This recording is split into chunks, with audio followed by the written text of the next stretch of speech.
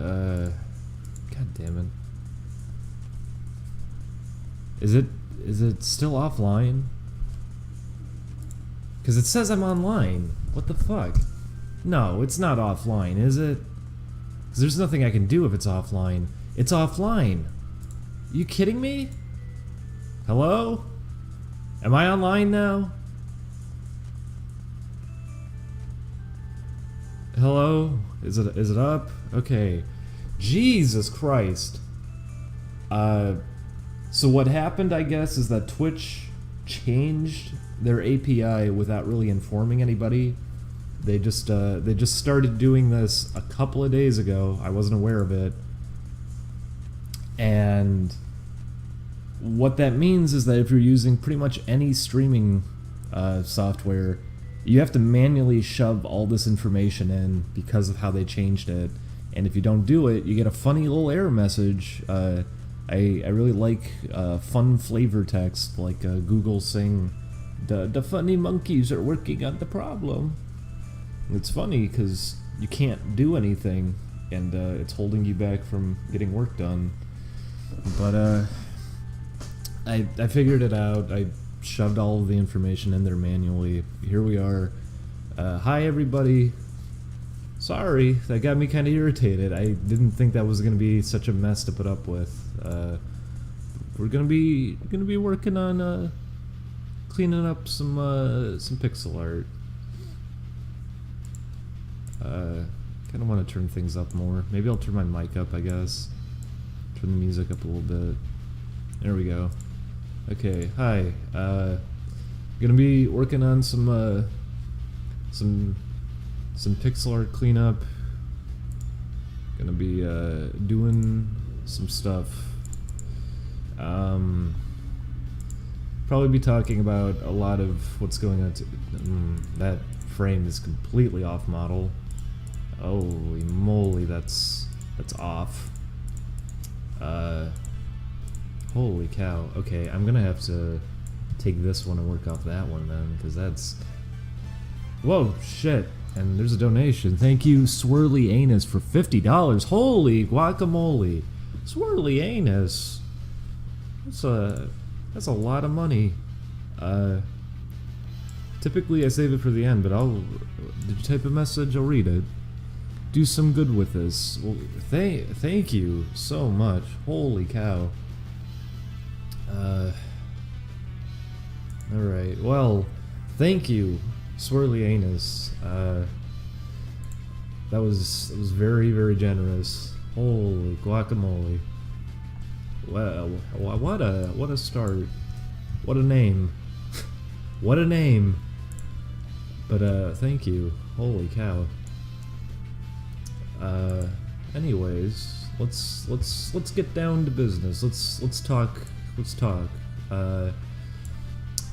You probably noticed there hasn't been an Oni Plays in a few days. That part I'm not too sure of why exactly, but we're switching around the editing for Oni Plays because Julian and I kind of need to really start focusing on game work, because what you're seeing now, by the way, this is not the game that's coming out this year. This is actually the game that we were planning on releasing in like a year or two from now, and we were just kind of chipping away at it because we didn't really want to talk about the game that's coming out this year, but we've been working on a Patreon specifically to go towards game development. It's not like personal whatever. It's not like, oh, here's fun bucks so you can go and get sushi every day or something. It's not like that. It's money specifically to go towards the game. Holy cow. Thank you, Anth Ramen. Is that like Anthony Ramen?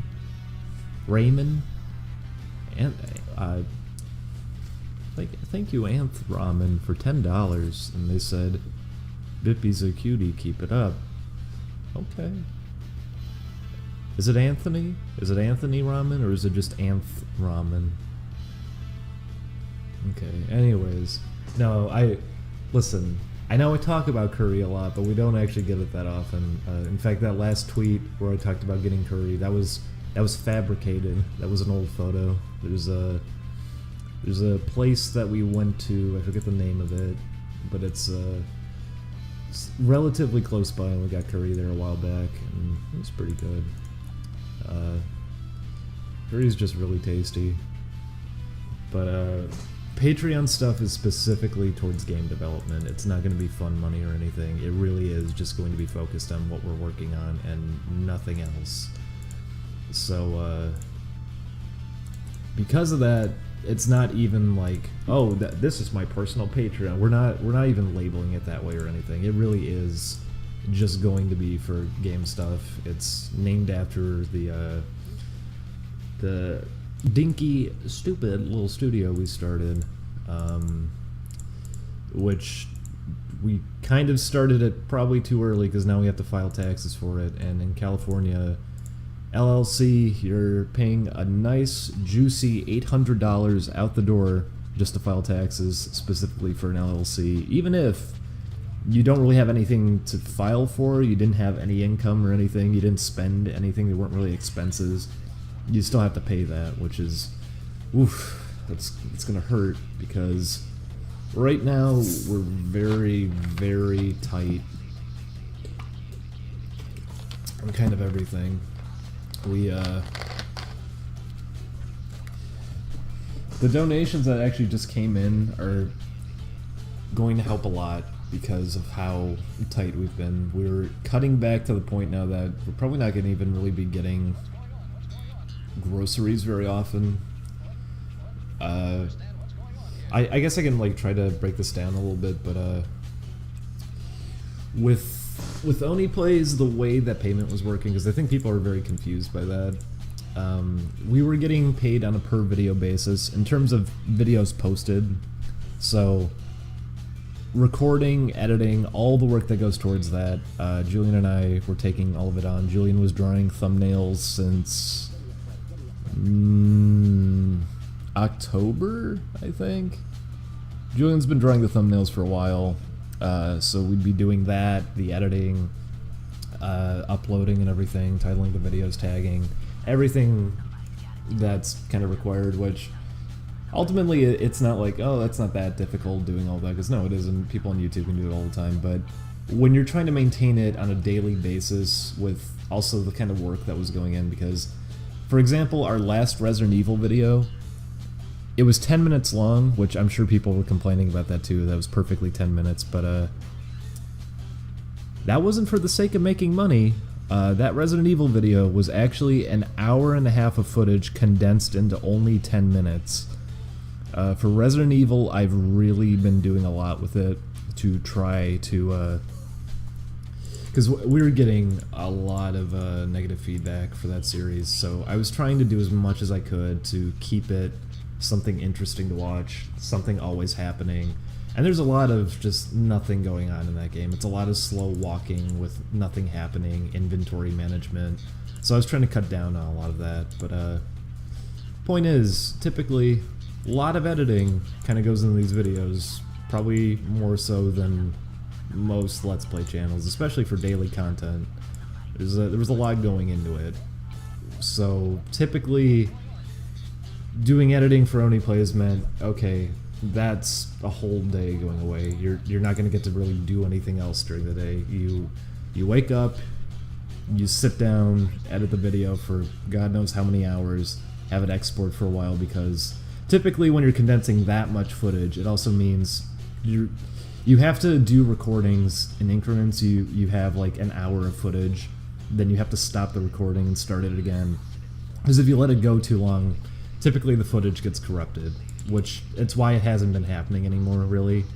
We figured that out, why it was screwing up. There was a lot of things getting in the way, but that was the main one. Whoa. Thank you, alcoholic.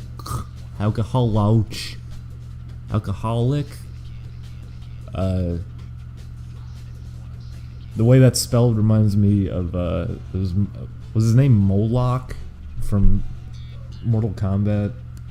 That game was stinky. I don't even want to bring that one up. That was Deadly Alliance. But thank you for $10. And he said, good luck with the games, buddy. Looking forward to Bippy when it comes out. Thank you, alcoholic. Alcoholic. That's Bart Simpson. He called Mo, and Mo gets real mad. And we all laugh. We all have a laugh.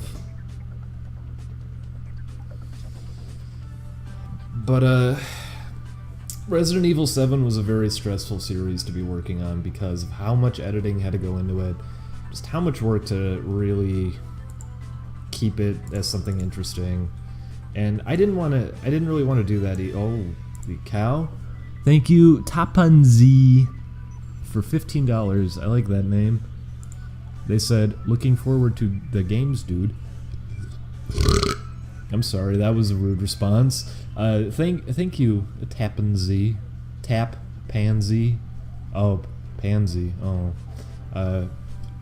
Thank you, Tapanzi, for $15. That is a Juicy Lucy. You can buy a Juicy Lucy with that money. I think that's about how much a Juicy Lucy costs. Thank you for the $15. What was I even saying now? Shit. I shouldn't swear. Crud. There we go. That's better. What was it? Oh, Resident Evil 7, we were getting a lot of negative backlash out the door, which typically, I think also getting away from this has been kind of clearing my mind a lot more. Oh, thank you, GameXful, for $7. That's a lucky number. GameXful? Gamesville? Thank you for $7. They said that's all I can afford this month. Sorry, baby. It's okay.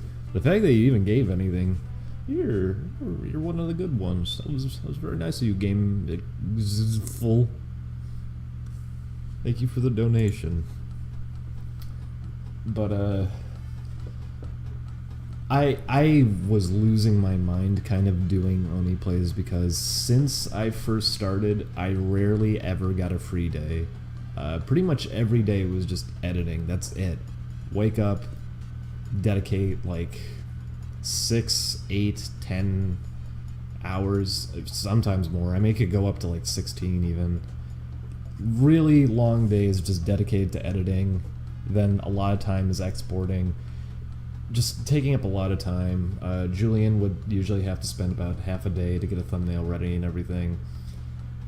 It's a lot of work to keep it going as daily, so sometimes we'd have issues, and if there was an issue, if there was ever a technical issue, it was just like, alright, well, it's probably going to screw over this day's upload because of it. It was very hard to keep up with, and it's more work than it seems like it should be, because it's just like, what, you're just editing a video game video, and it's like, yeah, well, it should be easy, but with how much we were trying to do with it, how much we were condensing, how much we were trying to just keep it fresh too. I think it came up in one of the Crash Bandicoot videos even, like we do edit stuff together, like if you look at a timeline for one of our videos, for example, it is cut up all over because we'll splice in conversations, we'll kill off any dead air. We really do try to keep it going. I'll blend audio even, like if someone is getting lost on what to say sometimes, I'll cut up the audio and hook it together so it can sound like they're stringing together a cohesive sentence. Oh, thank you. Duck G's 69. That's disgusting. 69. I couldn't pick Duck Jizz 69, so Duck G's 69 had to do. Anyways, have some muns, big boy. Smooch. Duck Jizz. That's not a good name. And you have a 69. Oh, yeah, Nomad Boy who just typed in the chat, did you enjoy Pugsy? Thank you for sending us Pugsy. Pugsy's actually a really fun game. I liked it a lot, and I was surprised to see that come in through the mail. I never played the Sega CD version of it. I only ever played the Sega Genesis one. But that's like one of the only games I could think of that Traveler's Tales was involved with that's actually a pretty good game. Thank you for sending it. We were having issues with the CDX at the office was the thing. I wanted to record it a while back, but we have to figure out how to get the video feed on that working right. Funnily enough, I watched a James and Mike Monday video where they played Knuckles Chaotix. They had the same problem that we're having with the FrameMeister capturing CDX. So it's why we upload Pocahontas and the colors were messed up and we called it Uranium Girl. That's the issue we've been having. And I've messed around with video modes and settings and everything. We might just have to get different cables. I'm not sure what's up with it. But anyways, what I was saying about Resident Evil is that it's having to do daily. Oh my god, I shouldn't be angry. I'm happy. Thank you. What is it? Hansi Gay? Hansi Gay. Oh, what a name. Thank you, Hansi Gay, for 50 whole dollars, saying big kisses and well wishes from Norway. Just wondering if you delete your stream because I usually miss them because of school and sleep. Frowny face with apostrophe, which is either a nose or a tear. I would imagine it's a tear. Oh, Hansi Gay. Hansi Gay, that was so nice of you to give the 50 whole gosh dang dollars. That's a lot of money. Thank you, Hansi Gay. The reason the streams typically were popping off is, one, I'm not partnered on Twitch, so they only stick around for so long anyways, but two, typically if I think a stream goes pretty poorly, I end up just not letting it stay archived. I was doing a lot of streams while I was sick. I'm not even sure if I'm going to archive this one necessarily. I probably should, because I'm going to be talking about a lot. I'll say this, my ear was acting up again last night, and it's very weird talking when you can barely hear out one of your ears. It makes you feel really weird. But it's clearing up today. I got to find out what's been up with it. I don't want to gross people out though, but essentially there was a lot of bleeding, a lot poured out, and I guess there was just stuff built up in there for months now that finally just kind of spilled out, so shouldn't be hurting much anymore, shouldn't be feeling as weird. Okay, that's enough talking about that one. Anyways, typically if I'm sick during a stream or I just think it was a bad stream, I might not archive it, or I forget sometimes. That's true too. I do forget to even archive it sometimes because I have to click a manual setting to do that. But speaking of which, I wonder if this one's gonna archive. I hope it does. But that's why they sometimes just aren't up there, and they only are up for a little while too. So, oh my god. Thank you, the moister oyster. Like it's moist or like the most. Probably moist. I don't think people say the most. That's an old expression. You'll hear it a lot in Fat Albert. Thank you, the moister oyster, for 30 big dollars, saying, for my throbbing, hard-working lad, may your future be bright and your palms stay greasy. Oh. You people are gross, but thank you. Thank you, Moister Oyster. I do like that name. And thank you again, Hansi Gay, for the $50. But that's why. Twitch, I'm not partnered on Twitch, so it's not going to save my old videos for very long. And if a stream is just bad, I'm probably not going to save it. Or I forget. It's a big combination of things. As of late, I haven't been thrilled with a lot of these streams, so it's why. Anyways, back to what I was trying to say about editing. Resident Evil is kind of okay. Well, I guess I could wait again. Thank you, DuckG69. DuckG's, you didn't have to do that. You said the 7 was enough. Don't do that. Oh, Nomad Boy, no. It's not the CDX's problem. It's our setup. It plays fine if we're not hooked up to a capture device, so don't worry about that. It's the setup at the office. Anyways, duck cheese. What? Why'd you do that? It said, fuck it, have more brown bricks in Minecraft. Brown bricks. You said it. He said it. He said it. He said it. Said the secret word. Oh my god. Thank you, racist bub. Jesus Christ! Racist Bubba, $100. Gosh dang. Holy guacamole. Racist Bubba. Racist Bubba said, I know times are tough, but I really hope you guys do another Bubba Fest. I really want to. I hope we can free up time to maybe do one. The other problem with that one is I don't know who could be involved because everyone's also so busy. I haven't been in contact with a lot of people over time now. Corey's been really busy, Zach's been really busy, like everybody all over. Everyone's been really busy, so I'd like to do it at some point. We just have to figure it all out. Someone was suggesting a Wild Woody Fest, which I'd be up for that too. We just have to find time for it. But Racist Bubba, holy cow, $100. That's a whole lot. Thank you for doing that. Holy guacamole.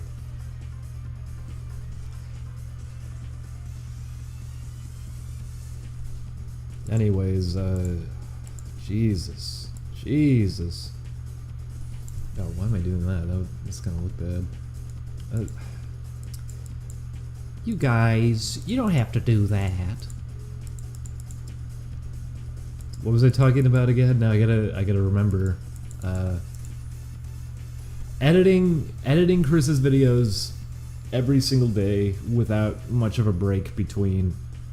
It's been stressful because we weren't getting much time to work on game stuff, which, by the way, none of this is on the fault of Chris. This is just it's a lot of work for just what we wanted to do with the channel and everything, what kind of quality we wanted to output for it, because we don't want it to just be typical Let's Plays like, oh, here we got stuck in a part of a game, let's just show 20 minutes in silence, not doing anything or anything like that. We don't want to have a situation where it's like, oh, I died and didn't hit a checkpoint or something, so now I have to repeat a level for 8 minutes.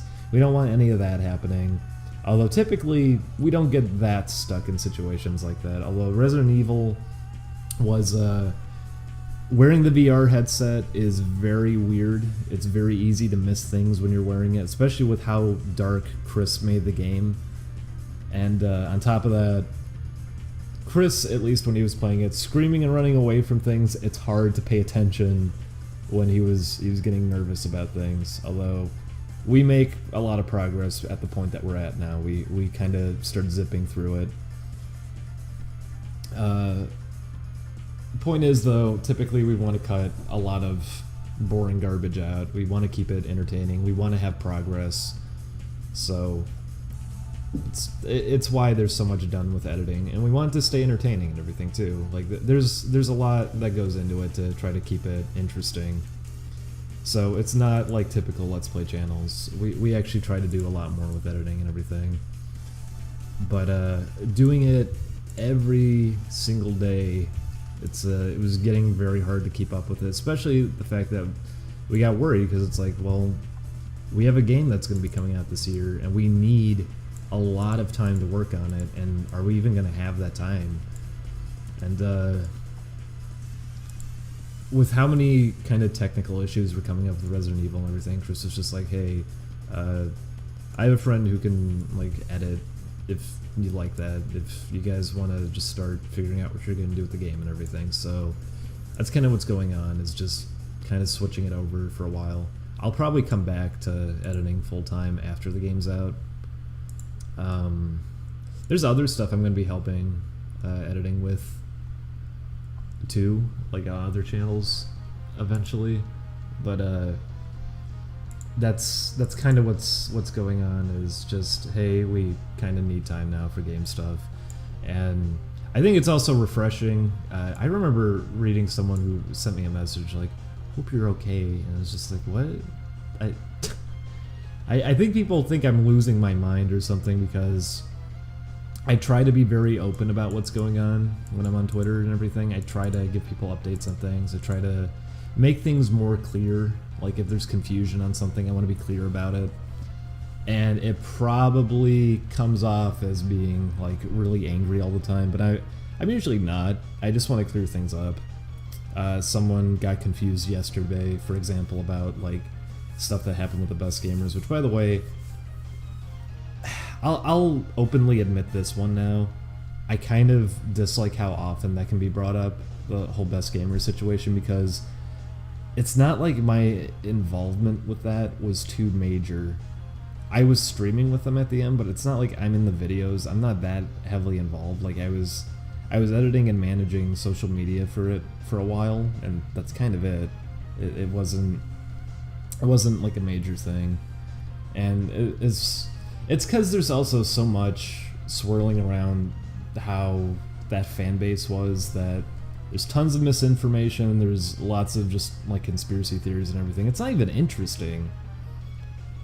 And it's probably more interesting now to people, I guess, because it's like, oh, this thing only had like 2,000 subscribers, but oh, look, now he's involved with something like this, so now it comes back and everything. But it's like, it really was nothing. It was not anything special. It wasn't a big deal. So hearing about it all the time is always weird to me, because it's just like ask the others about it. Like they would have more to tell you. I don't have too much I can talk about with it. There's a lot I'm also kind of in the gray on. Like I'm not even sure. I can talk about it and stuff, but it's like I said, it's also just not that interesting. There wasn't that much going on, as much as people probably like to hope for. There's always a paste bin that gets posted around, and I know already like a lot of that isn't even valid. That was when they were running their second website, and there was a forum community there who got why did that play? What the heck? Why did that play? That was bizarre. Why the heck did that play? Okay, I'm actually freaking out now. Why did that play? Why did it play the oh no? Do I have a virus? What the heck was that? How did that happen?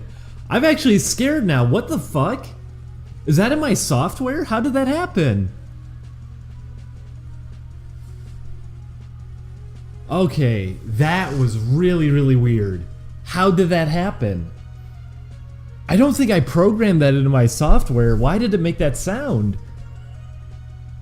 Okay, that was really weird. That was really weird. I have no idea why that happened. I'm not even kidding right now. I have no idea why that just happened. It was very appropriately timed at least, but that was bizarre. Okay. Anyways, it was just a small like joke channel that a few guys were working on, and it never really had much of a following, and it just kind of fell off. Everyone went and did their own thing, and that's kind of all there was. But the fan base for that was very bizarre. Imp, you know, I'm gonna have to give that money back to you. You know, I'm gonna have to give that money back to you, because I don't want to take money from artists that I like. I'd rather they put it towards things that they want to work on.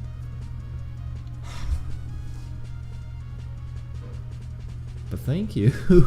Thank you for the $11 that I'm going to be giving back to you with the message, oh no, yeah,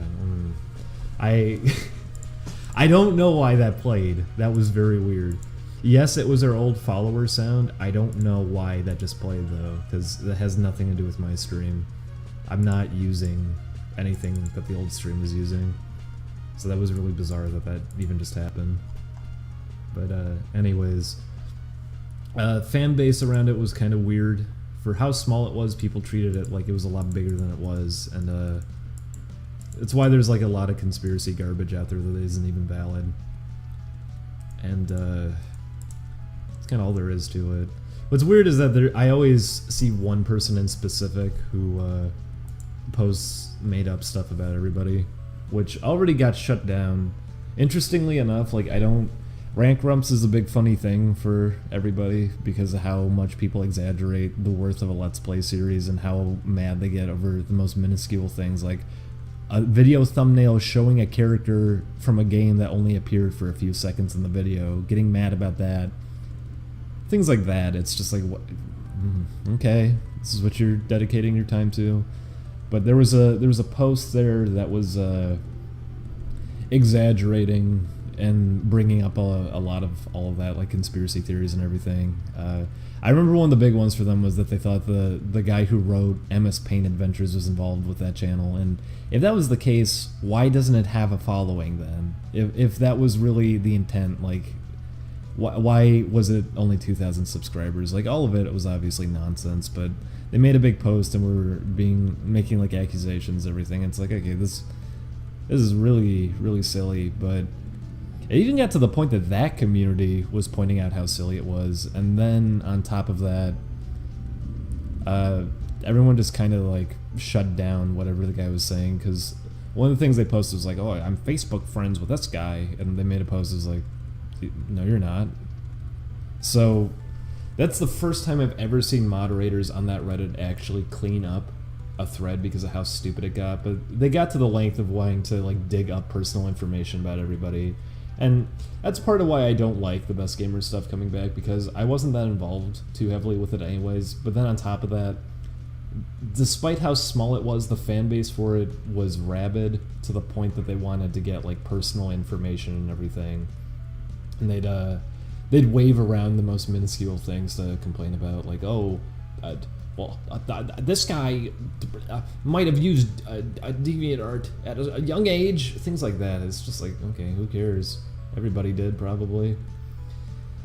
So I got bummed out seeing that someone did a video and they brought up, like, these were accounts he used when he was about 13 years old, and as you can see, it's like, why are you documenting that?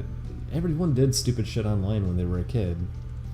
If you're gonna go out of your way to make fun of that thing, by the way, you're essentially making fun of a kid. Like, you're an adult making fun of a kid at that point. There's no point to doing that.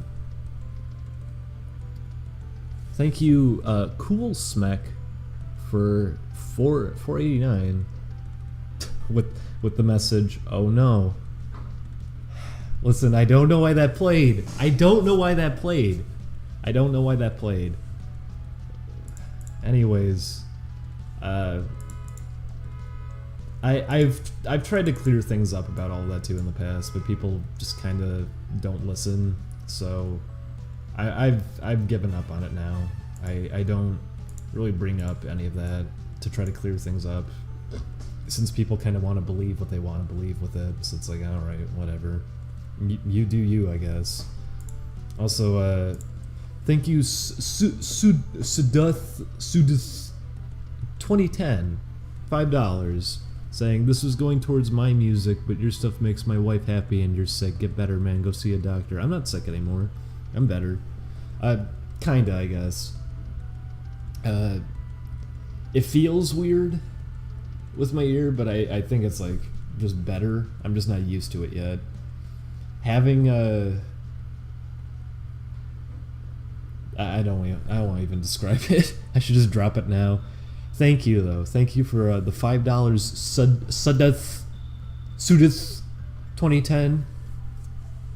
And thank you, Cool Smack. Is that like Cool Spot?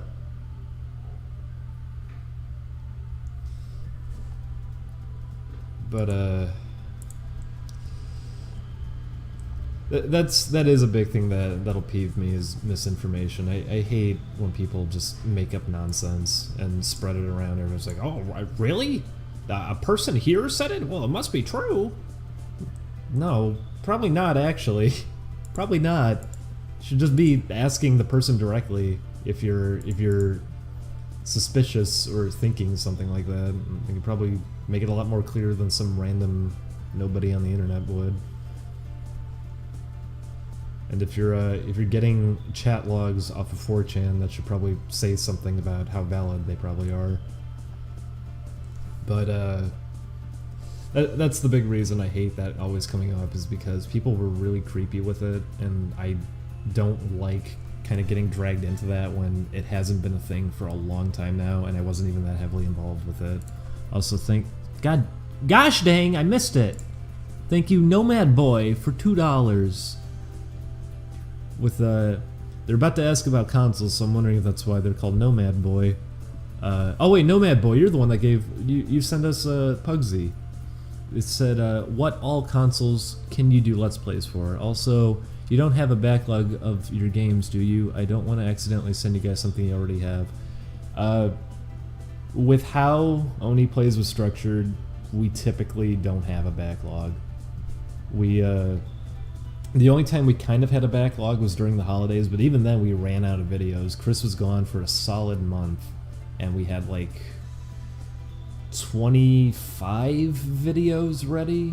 So the days that we ended up missing due to technical difficulties kind of was a blessing in disguise, because it's like, okay, well, we ran out of content anyways, so whatever. This makes it work. We have most consoles, honestly. Pretty much everything's at the office. The one thing I was disappointed by was that we don't have a method of playing European PS2 games right now. I really, really wanted to play Gregory Horror Show for Halloween last year, and I was upset that we couldn't figure that out. Because someone sent it to the office, and I couldn't believe that they sent it to the office. That game is not easy to come by. I was so excited to play it. I really like Gregory Horror Show, so it was disappointing. But we have most stuff that we can play. There's a CDI even there now, so... Thank you, Willine, for $7 with the message, "Oh my God, Thank you, Willine, for $7. Someone said, "I can promise you his face won't match up his voice." Not really, no. All I'm gonna say is if a photo went out, you'd probably be pretty disappointed. I don't really look interesting in any way. We've gone out in public plenty too, and Chris has been like recognized, and even with me being there, people don't pick up on it because it's like, oh, it's just some guy. So sorry. I don't like the idea of that though. It's part of why I'm not even trying to post my face out there, is because everyone's like, oh, face reveal, face reveal. Why? Why does it matter? Why do you need that? If you're gonna be weird about it, then it's more reason for me to not really want to do it. Just complicates things less too. The fact that people from the office will get stopped when we go out, it's nice not having that be a thing.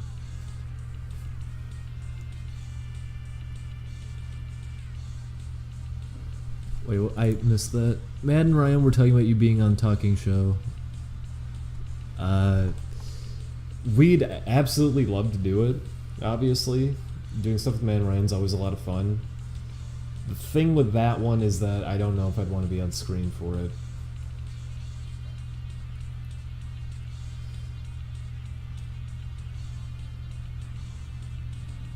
People only want it for the mystery. That's completely correct.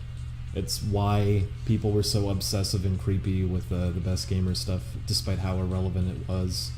It only had like 1,000 subscribers, yet here's people trying to actively dig up everything they could and try to find addresses, phone numbers, and everything.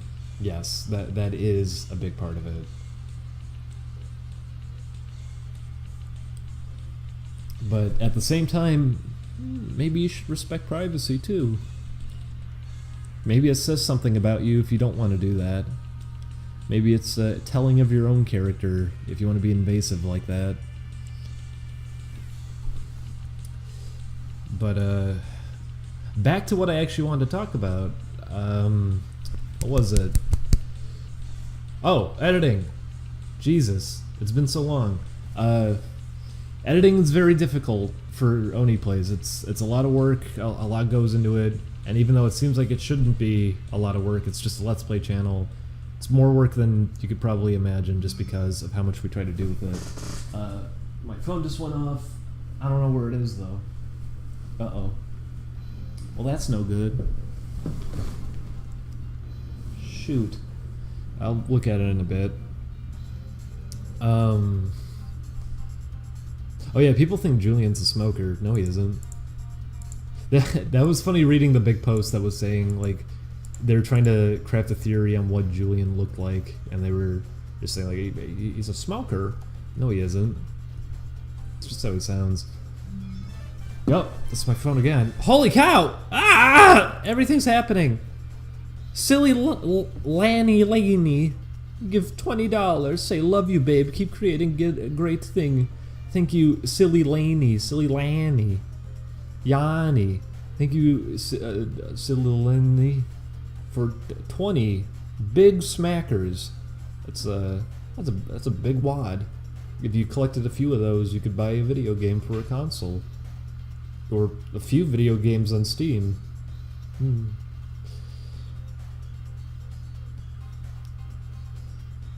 But let me find my phone. Hang on, I gotta find my phone now. I gotta send a few messages now. What's going on?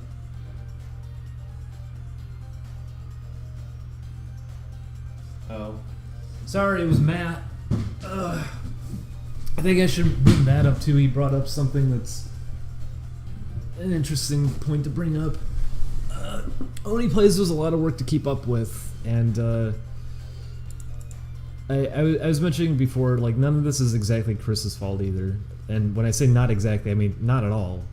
A lot of the expectations are just because how the channel kind of has to function with how YouTube works. And we're trying to do the most with it that we could. But in terms of workload and everything, it pretty much was almost a full-time commitment with how much we just had to do for it.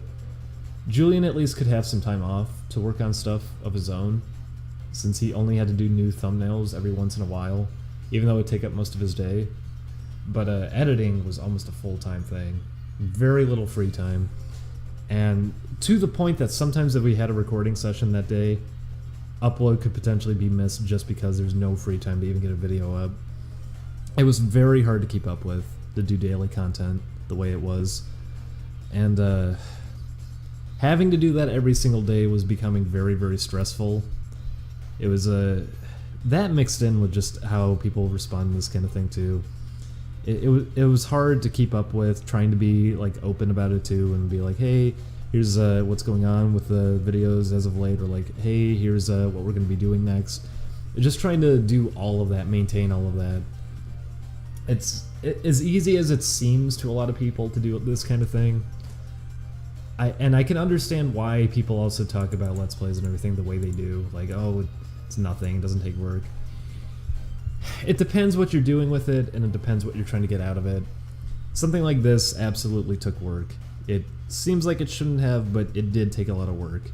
And it also, I learned a lot through it too, because I know a lot of people are like, oh, finishing games is what you have to do with the Let's Play. But then you play through the game and people go, oh, you're not entertaining. Yes, it's because people are forcing themselves to play a game because it's what people ask for, but then by doing that, they're pushing themselves to play something for such an excessive length that they don't have much to say anymore, just for the sake of meeting up with that expectation. Like, there's all these clear-cut rules that people have in their mind of what a perfect series would be, but then you actually have to stop and think about it, and how it kind of can't work a lot of the time. For example, let's say something like Shenmue. If we were to play through Shenmue, that would be, honestly, God knows how long of a series that would end up being. That game is very, very, very long. Even if you know where everything is, that game takes about 8 hours to complete, and that's if you're using glitches and stuff too. Probably 20 hours to finish if it was a normal playthrough. That's an extremely long video game. There's only so much you can do to make jokes about that. The fact that it's that long, it's difficult to keep commentary going for something like that for that long. And on top of that too, we're trying to be entertaining and funny during that. Because this isn't... People will say that too, like, oh, they're making bad jokes and everything. People will say that about Let's Plays in general too, but you gotta consider that on top of everything. With something like actual comedy, as opposed to just some guy sitting on a couch kind of goofing around, It's not the same thing. I do hate that it gets treated the same way. Some people will say like, "Oh, I'm an internet comedian." No, you're a Let's Player. It's not the same thing at all. But you're not pre-scripting anything. You're not like writing this out ahead of time and like introducing material and everything. You're not doing that. You're sitting down. You're kind of just taking it in on the spot, and you're expected to consistently be entertaining for extended periods that can last like. If you're playing a long game, it can go for hours and hours and hours and hours.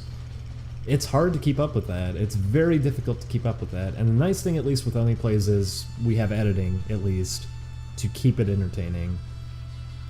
Most channels don't even bother with that, so they can fall apart a lot easier. But even then, it's hard to keep up with games and finish them and everything. And then you have people who just want variety. It's a huge mixed bag, and ultimately you just end up realizing, okay, everybody wants something different. You're not going to match up with everyone. You want to aim for some perfect thing to do with it. You want some ideal standard to meet up with, but it's not ever going to happen, period. 100% this is never going to happen. There is not going to be a channel that can pull that off consistently. There's always going to be some issue that people will take with it. It can be as small as like one joke not landing and everybody holds it up in the responses to it then. Just like, well, this one joke was really bad and ruined the whole video. Things like that. It's very, very hard with the kind of audience that also takes it in. But the reason I'm bringing all that up is we were trying to kind of make this not only heavily edited and everything to keep it entertaining and higher quality, but also to help satisfy people who typically want that kind of thing, and it did not work. It did not work at all. People are just going to kind of be bothered by it, and like I can accept that now. But when you're working on it every single day of your life without any kind of break, I mean, we're working on the holidays even. I was working on Christmas. Having to do it every single day without really a break, you start kind of, it starts getting to you a little bit. Starts bugging you, because as open as you try to be about it too, you want to tell everyone what's up, like here's what's going on with today's video and everything, or like here's why some of this came up, just trying to be open about everything, and then people still come up with conspiracies. It's like, Jesus Christ, people just want things to kind of fall apart. There's a need for that. It's why people bring up like Game Grumps all the time in the comments and be like, oh, fucking Game Grumps. It's like, oh, you're not watching that though. Why does that have to come in here? People just kind of want things to be bothered by a lot of the time. And I still don't really, despite the fact that I was working on Let's Plays, I still don't get it. I still don't understand really watching them what the idea behind them is. I think that goes for a lot of Let's Players. Most people don't really get it, even though they're doing it. I don't know if it's because people want to imagine these are their friends and they're sitting on the couch with them. I don't know if that's why they watch it. I feel like that's probably a big thing for people. If it's because they just want to be entertained, they want background noise. What I've seen from a lot of people is they like it as a comparison to themselves, to feel better about themselves, because it's like, oh, I beat this game and didn't have as many problems as them. I see that a lot. I see a lot of people going to that so they can like compare their own play styles to Let's Players and feel better about themselves. I see that all the time. It seems like it's different for a lot of people, but it's just impossible to pinpoint what people are going to want out of it. And as much as we're trying, still, it's not going to happen, and you're not going to pull it off. But I wanted to try to make it as good as I could, and that really was leading me to just kind of lose my mind while working on it, not having any breaks or anything. So actually being away from it for a few days now has actually been really, really nice. It's cleared my mind up a lot more, and hopefully that's gonna mean too that by the way, I hate a lot of the stuff that I was using Twitter for. I don't like flooding timelines with stupid shit, and a big part of why I was doing it is because I didn't want there to be misinformation about anything going on. But that must be so annoying to people, having to see that fill up a timeline. So I want to apologize that for any of that too. It's because it was like an obligation. I want things to be clear, but at the same time, after I was doing it so much, then I started to see people complaining that, oh, now I'm doing it too much. So it's like, okay, I maybe I just shouldn't even bother, because I don't want to do it to begin with. I do want to be honest with people. I do want to clear up misconceptions, but at the same time, I don't want to flood people with it. And if it's annoying people that I'm doing it so often, because early on I saw people like, oh, it's nice that he's doing that, but then I started saying, oh, he's doing it too much. He's crazy. He's losing his mind. And it's just like, okay, I just won't do it then. It's wanting to clear up any misinformation. I hate when people are misinformed and they come up with like conspiracy theories and everything. I hate that, especially now. People do it so often. So that's why I would typically do that kind of thing.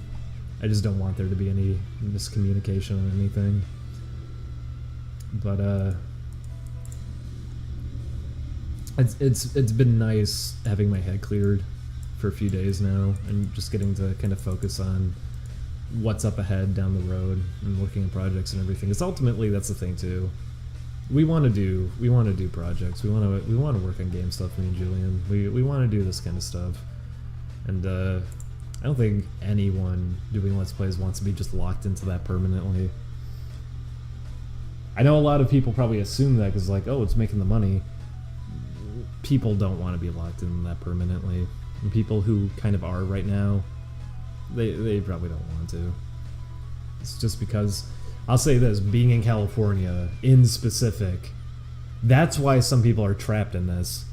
Do not come out here if you're doing something like this. Don't come to California if you're doing something like this, because you're going to get stuck. It is so overpriced out here, and not even for good reason. Because most of California is really trashy, too. It's just not worth it. Our rent is ridiculous for what it is. In fact, our landlord upped the rent on us just out of nowhere, and didn't drop it for any reason either. So it's been difficult. I wonder what the hell that is downstairs. Huh. I don't know what... Jesus Christ.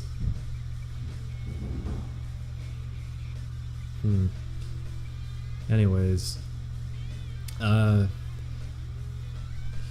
think people also make that assumption too, like, oh, you're doing Let's Plays, you're probably rolling in the money. No. Incorrect. I wish that was the situation. So that was something I wanna talk about, kind of.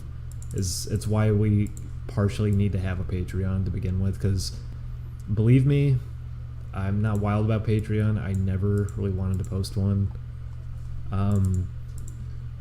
People attribute that to me a lot too, just because I worked on the best gamers, but that's not really how I feel. With Patreon, I'm fine with it, depending on what it is. If it's going towards supporting like an actual project as a whole, I'm A-okay with it then. I don't care. If it's like someone personally, like, oh, I'm an artist, I want you to pay me to do what I'm already doing, and maybe sometimes I'll put something on here. I feel a little bit weirder about that, but even then, I can maybe understand it. Personally, though, I would never want to do a personal... That was a terrible sentence. Personally, I want to ugh. Anyways, what I meant to say was, I would never want to do a personal one. I wouldn't want a personal one where it's like, oh, give me fun money to spend. I don't want to do that. It's why the one that we're going to be posting is, like I said, dedicated purely to the game company we started and making games. That's it. It's to support work that we're doing. It's not to support us, like, personally goofing off and getting fun snacks and going to arcades and everything. No, that's not the point. If we're ever going to do stuff like that, it would be coming out of our own pocket, and with the game coming up and everything, we're probably not going to be doing that very often. Or at all. Probably not at all right now. We're on such a tight budget, we couldn't even pay for food last night. It's that's something I wanted to talk about, though, is that for as much as we're working on Only Plays, part of the reason that we had to work so much on Only Plays is that the channel isn't exactly at like a high point or anything in terms of being profitable.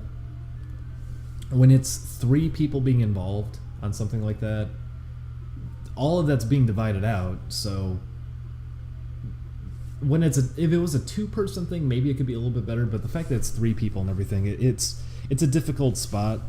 It seems like it should be making boatloads of money and everything, but because of how YouTube works and the fact that sometimes we miss days and everything too, that can be enough to screw everything over. So when it seems like it should be doing a lot for everyone, not exactly. And like I said, this is not even to any fault of Chris. This is just how YouTube works and everything. It's not Chris's fault. It's not anyone in specific's fault. It's just kind of how it is. But here, the way that payment worked on Only Plays was like this.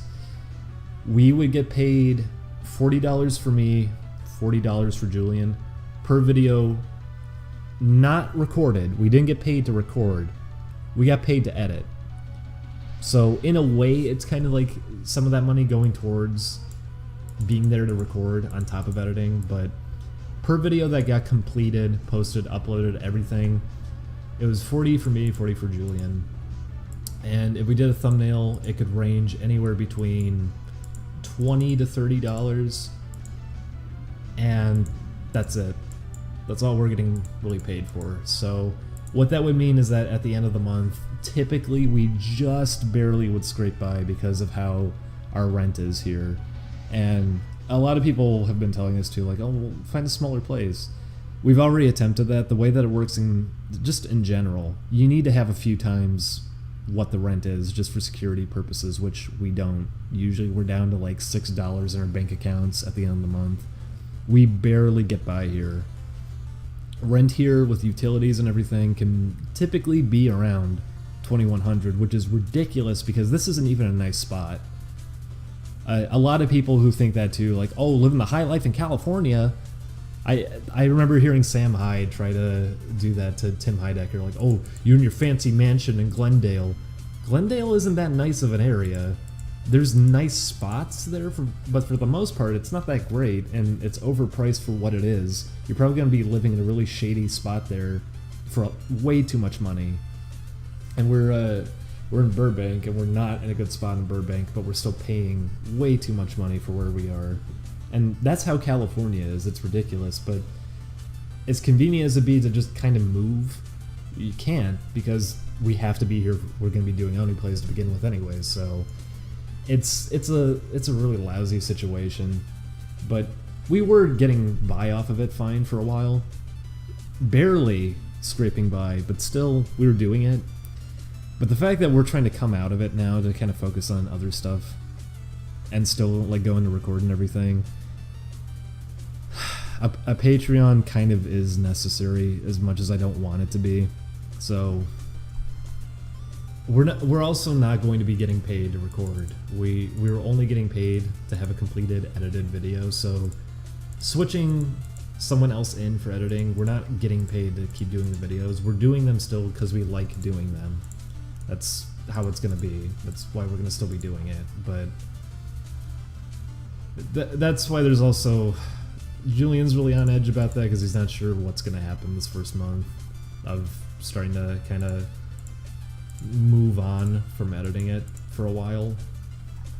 It's kind of scary, and I don't blame him on that, but that's how it's working right now. To anyone thinking like, oh, they're being paid a ton of money because it's a Let's Play channel and they got a lot of views and everything, no. It's being split up a very specific way, and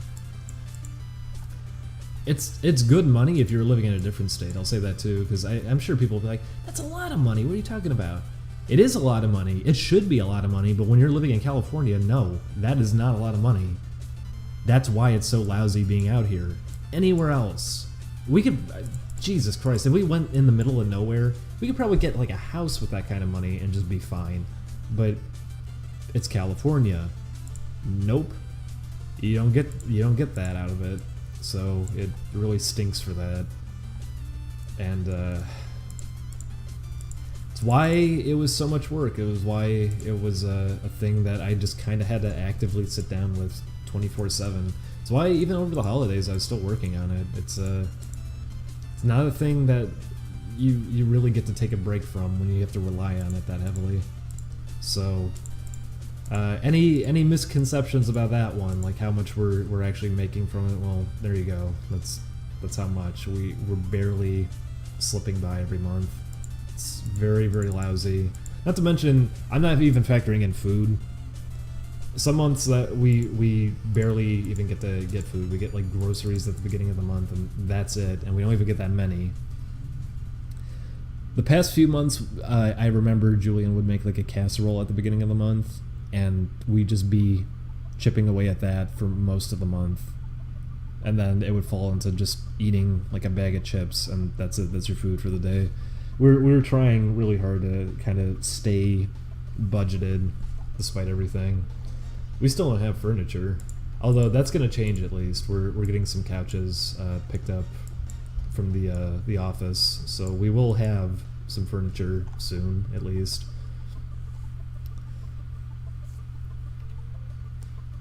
Why don't you move outside of Cali? Well, I just said, but I'll say it again. It's because we're gonna still be doing Oni plays. We're still gonna be recording for it and everything. If we leave, we can't record for it anymore, and it's as simple as that. If we can't come to the office to record, how's it gonna be done then? Like we do need to be here if we're gonna record it.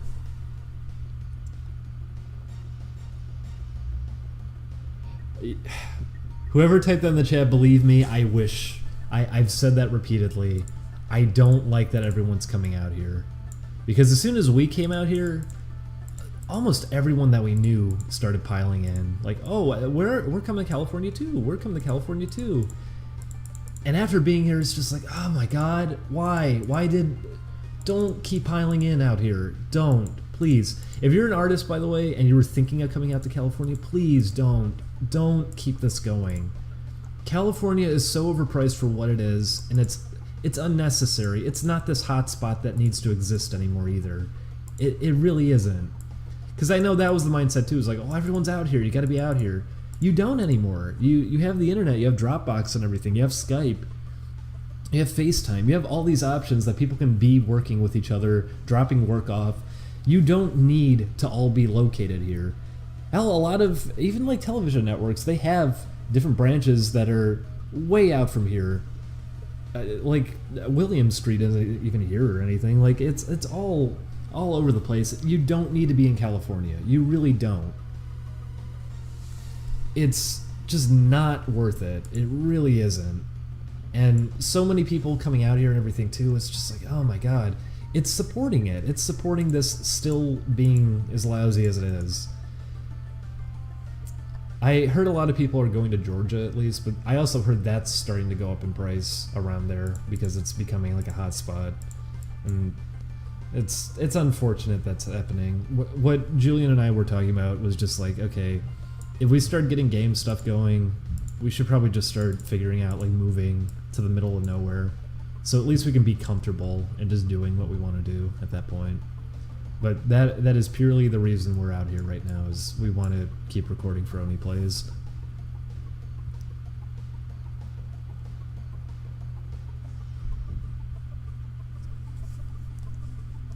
California is completely unnecessary and nobody needs to be really living here.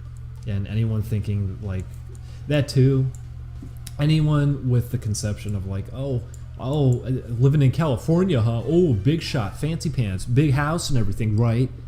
No, are you kidding me? Even if you're making great money, you probably don't have a house. Are you serious? You probably have a really lousy apartment in a terrible area just to be here. And it's not worth it. It really isn't. I would miss friends if I left California, but that's about it. Like, there isn't anything here I would be clinging on to tightly. Like, no, I can't leave because this is here. No, I could easily go. It's not a spot I'd want to really stay in, but like I said, we're gonna be doing Only Plays, we do have to be here. That's the reason we're here. We want to be here to do stuff with Chris and everyone we know is out here. So I mean, at least that's nice. But that's why we're here. It's not a decision like we can really be making. Like, oh no, we'll just leave. We can't really do that. But we barely were getting by doing Only Plays to begin with, and it's why a Patreon's happening. So anyone who's gonna be like, oh boo, just don't back it then. I don't blame you if you're not gonna back it.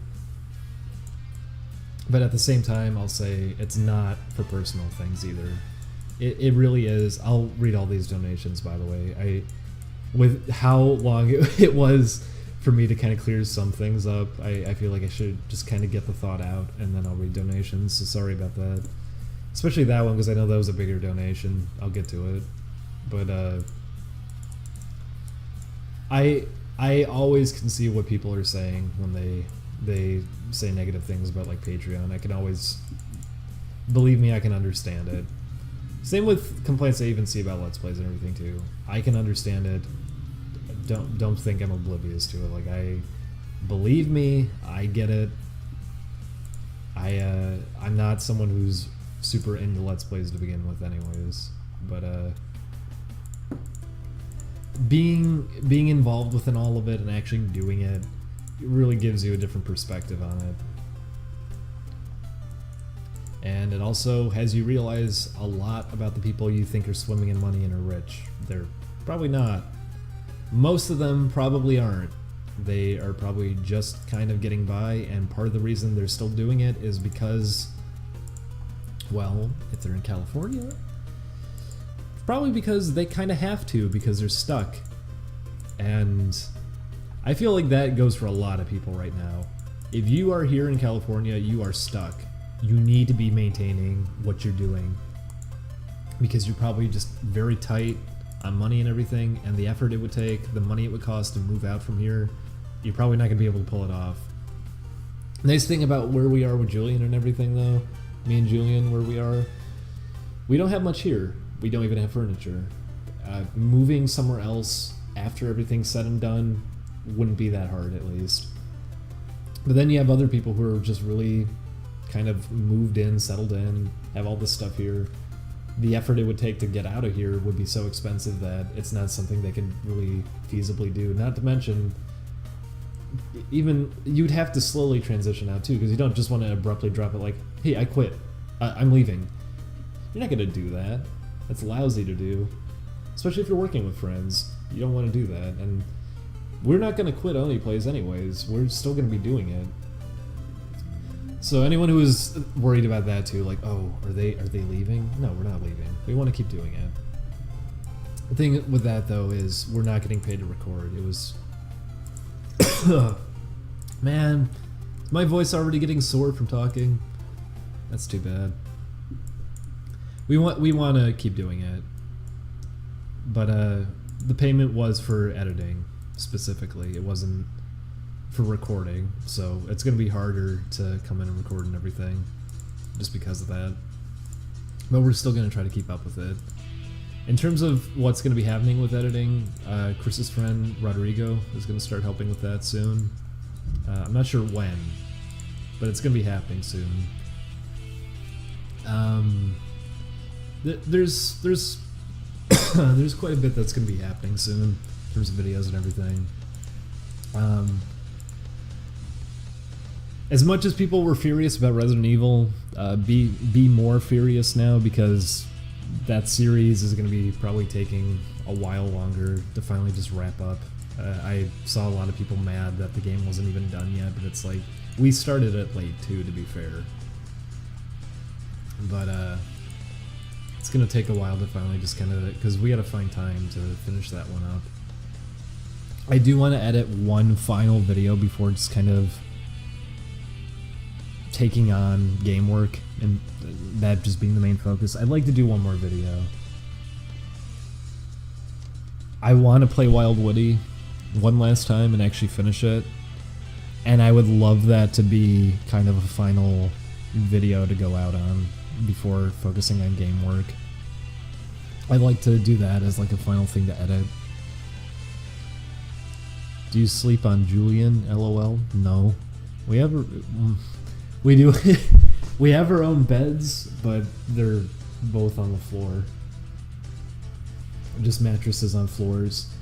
I was using a cheap bed frame that Julian had gotten a few years back from IKEA, but all the metal on it was bent from when he was using it last, and it will fall through all the time. I streamed a while back, and I fell through the bed frame while streaming. So, kind of stopped using that because it's not reliable.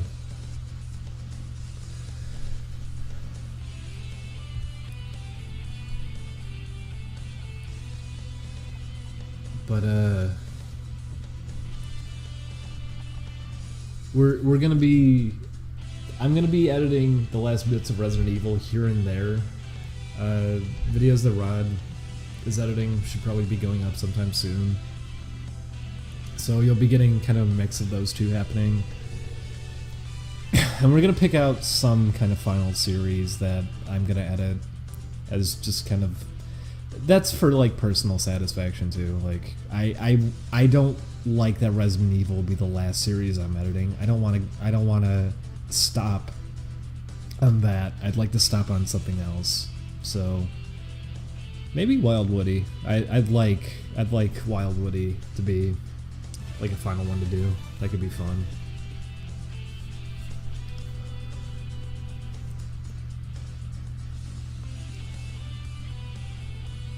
But that's what's happening with the whole editing situation. That's how money with that's working too. It really is. It really is just based on if a video is edited. It's not recording. We're not being paid to record. We're being paid if we come in, record, edit a video, do a thumbnail for it, all of that. All of that work is what we get paid for.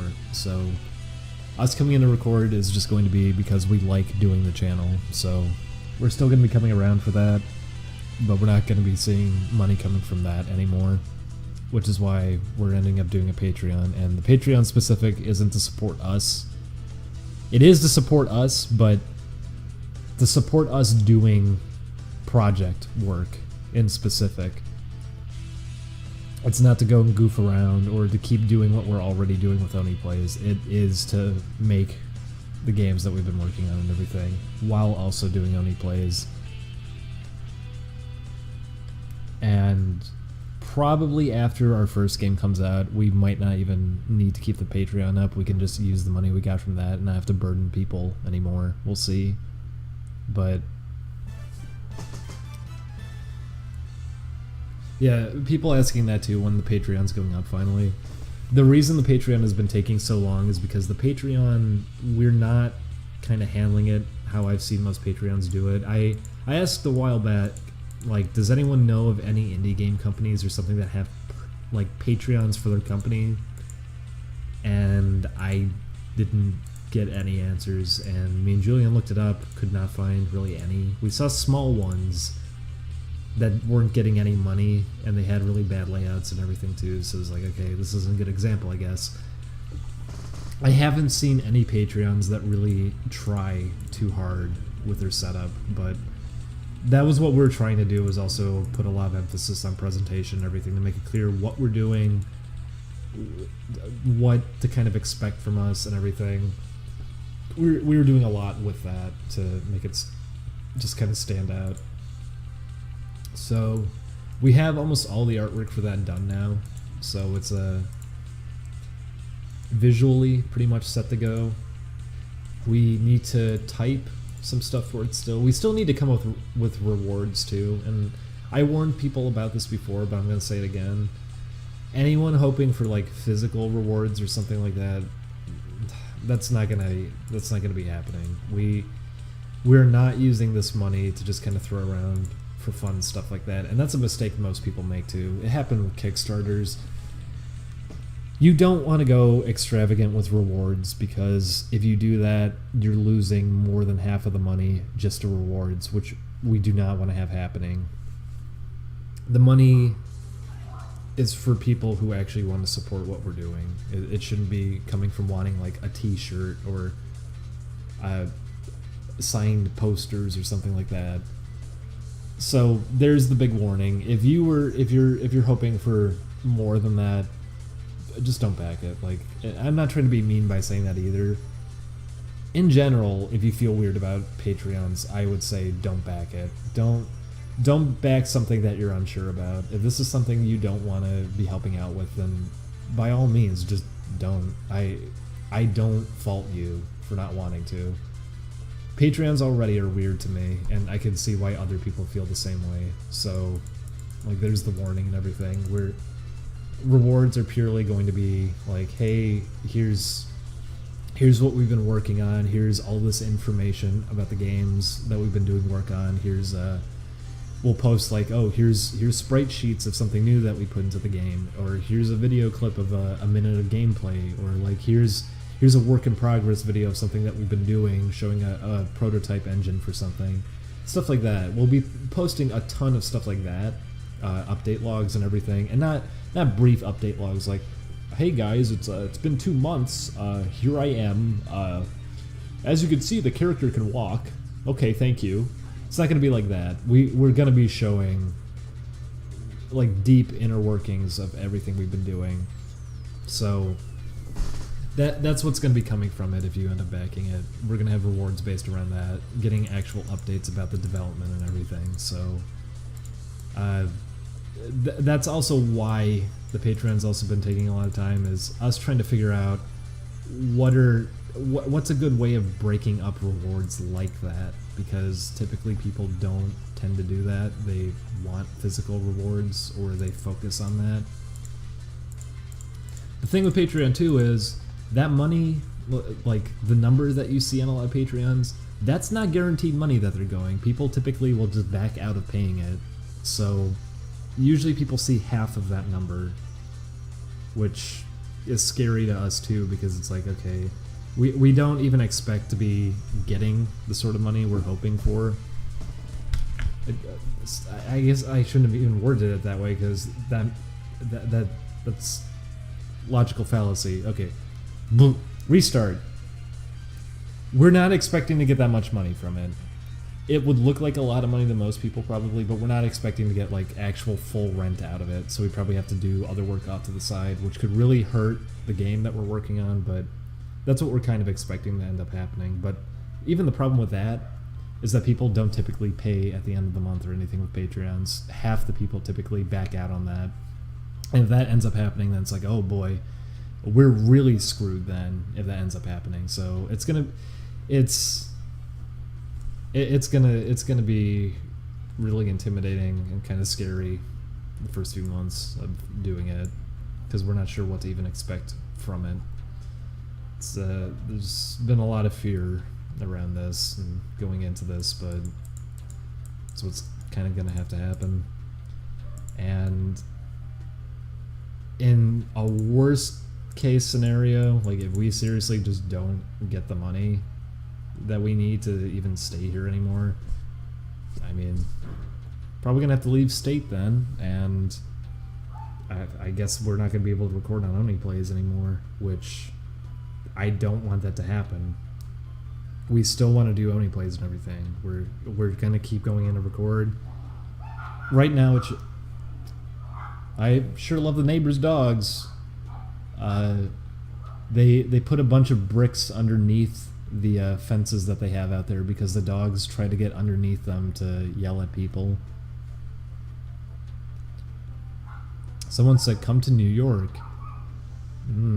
That's a great idea. I remember when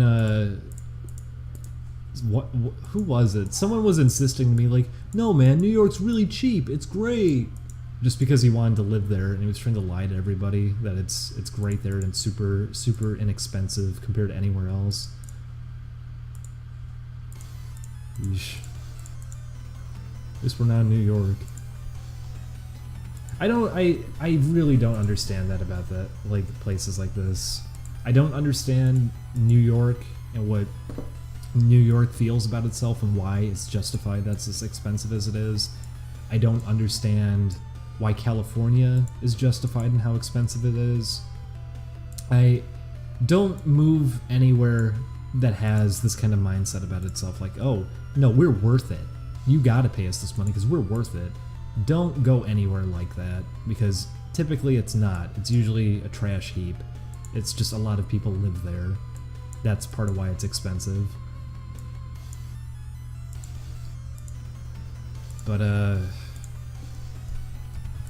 think that's everything kind of regarding that. In terms of the game that's coming out this year, when the Patreon goes up, we'll have information about it. I still don't really want to spoil any of that right now.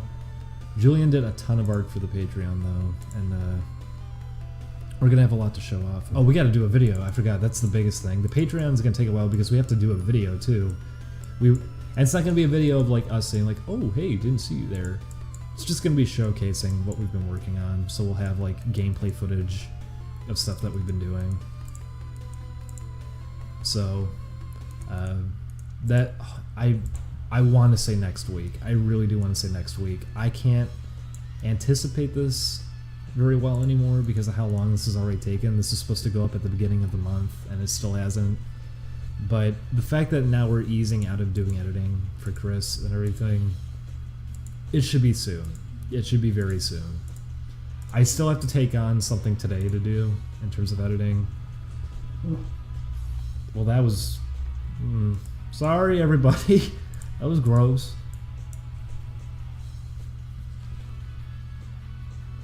Why doesn't Julian have a Twitter? Because Julian hates social media and I don't blame him for it.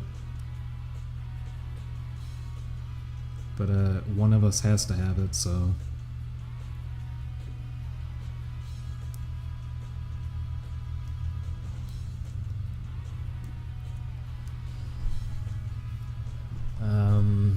what else was there I wanted to kind of discuss? So I think that's most of the big stuff.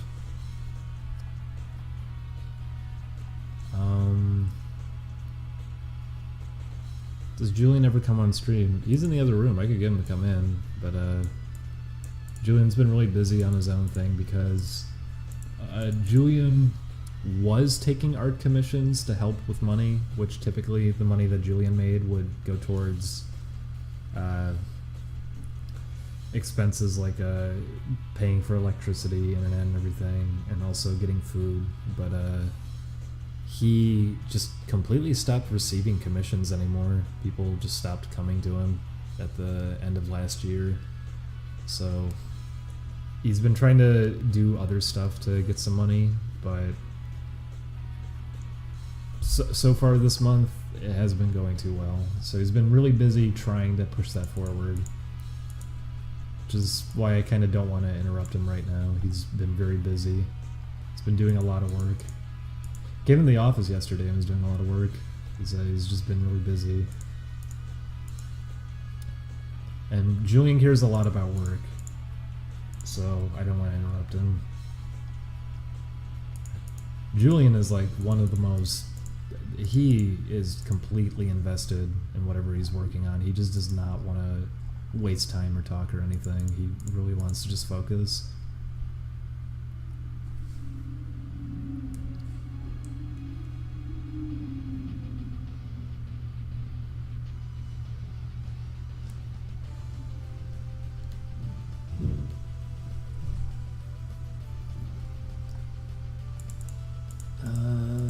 Did I say everything I wanted to say? I feel like there was something else I wanted to bring up.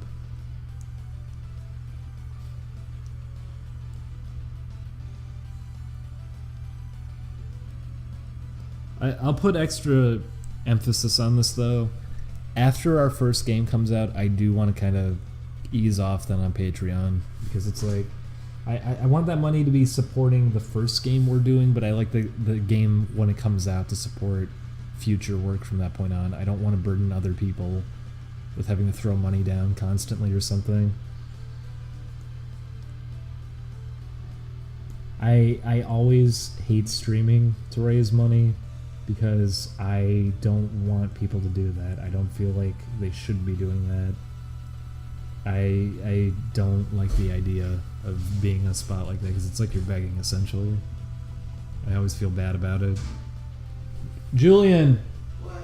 say hi. Hi! Say hello. Whoa! That works too.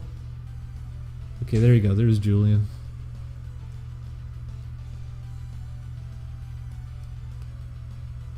Oh, said something Matt said.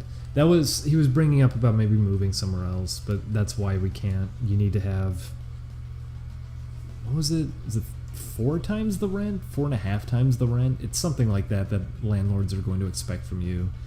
And like I said, end of the month, we're usually down to like $5-6 in the bank account, so. What are you playing today? I'm not playing. Oh, you're doing BIP. Yeah, I'm cleaning up stuff.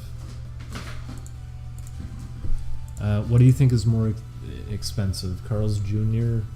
or McDonald's? Because they had that deal with the sandwiches. Yeah, well, we had to get the fries separately though, so probably McDonald's because at least then $5 cut in half is still $2.50. Okay. Whereas if we went to McDonald's, we could get the same amount. They're right by each other, aren't they? Yeah, it's like across the street. Yeah, we could probably just figure out which would be cheaper to go to. Yeah. You doing all right? We'll do what I used to do at the old apartment. I'll just buy 10 McDoubles and we'll eat it across the length of the day. You mean you'll be eating most of that? You would do that, really? Not anymore. That's I told you, that's it would crazy. make me feel really gross by the end. I feel gross eating even one of those. You could eat 10 of them? Yeah. Like, I mean, I spaced them out. Jesus. It's not like I ate the whole thing. Well, how expensive is that? It's like $20. Why don't we just get 2 $8 pizzas if that's the case? Because that doesn't fill you up as long. If we both had a pizza for the day, I don't know. we'll figure it out.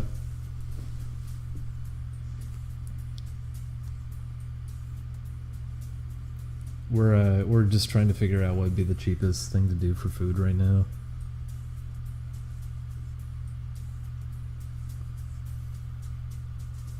Most stuff is pretty heavy walking distance from us, but there is like a McDonald's and Carl's Jr. around that we can go to.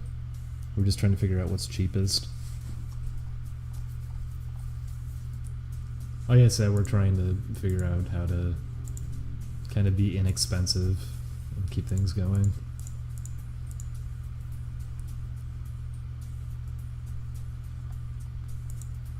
But so I was saying before, I don't like streaming having this expectation like, oh, give us money, coming on to beg and everything. I don't like that. I don't like doing that to people. That's why I always feel bad about doing it. It's also why streams have kind of not been happening as often. I always feel bad about it because I feel like that's just the stigma there is to them. I don't like it. I don't like putting that expectation on people. But one, I wanted to clear stuff up today, but two, it's also, since we're not going to get paid to record, this is a really scary spot to be in because it's like, oh boy, what even happens now? Because I did the math for the videos that I already did this month and everything. We're only going to have like half of our rent by the end of the month. It's also the shortest month. I was doing math on that too. If I edited for the whole month, we still would not have rent by the end of the month. We wouldn't have rent and utilities and everything at the end of the month because February is so short. So this is just a really...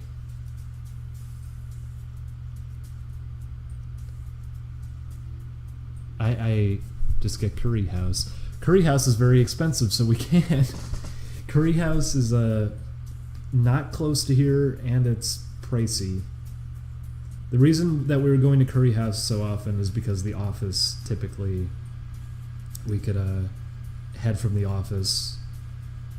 Well, not even then. The office is still pretty far off from Curry House, but it's like a social occasion that we'd end up going with friends.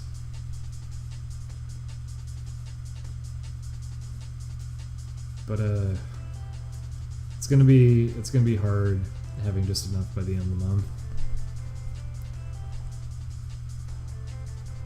But what I'm streaming here, this is, I'll say it again since it's been a while, this is the game that's actually going to be coming out in a couple of years. This is not the game coming out this year.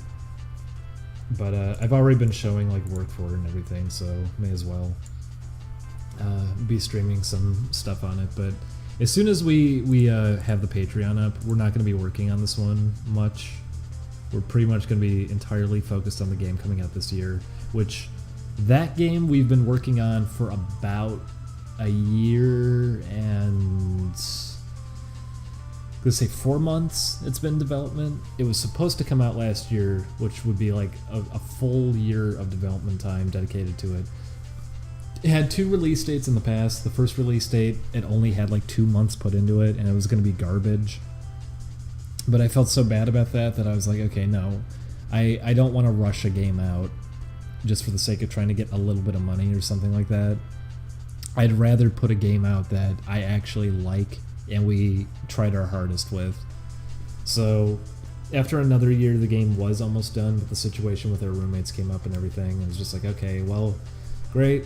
That kind of ruined everything. So now that we have pretty much a full year, everything that we kind of wanted to have in there, but we weren't too sure about, we can pretty much do. We can add on to everything too, polish it up more. So we want to have pretty much the whole year to work on it, just for doing as much as we possibly can to make it the best we can make it. So it'd be a game that took about 2 years to make, as opposed to what it started off as a game that was going to be like 2 months in development. I'm glad we put a lot more time into it.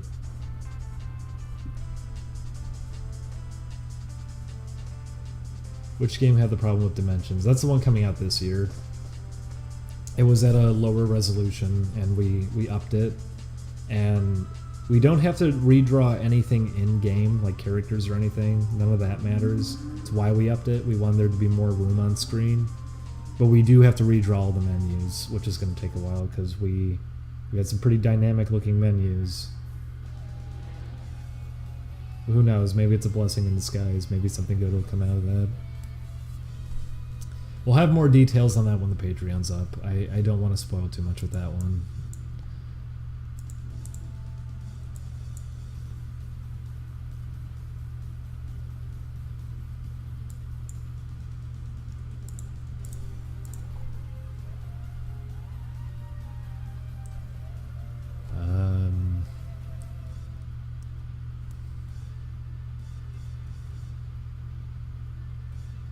Don't feel bad about using your audience as a platform. I'm going to. I mentioned that before too. The reason I wasn't even saying much about this game is because I wanted it to kind of stand on its own. I don't want there to be that. I don't want people buying it just like, oh, because this guy made it. I don't want that being there. I don't want anything forced like that. If it's a game, I'll say that to everyone here too. If it doesn't look like it's interesting to you, please don't buy it. Don't feel like you're obligated to purchase it just because, like, oh, well, I like Oni plays. Don't. Do not do that. If it's a game that actually looks like it'll interest you, by all means, but don't feel like you're obligated to do something like that, because you're not.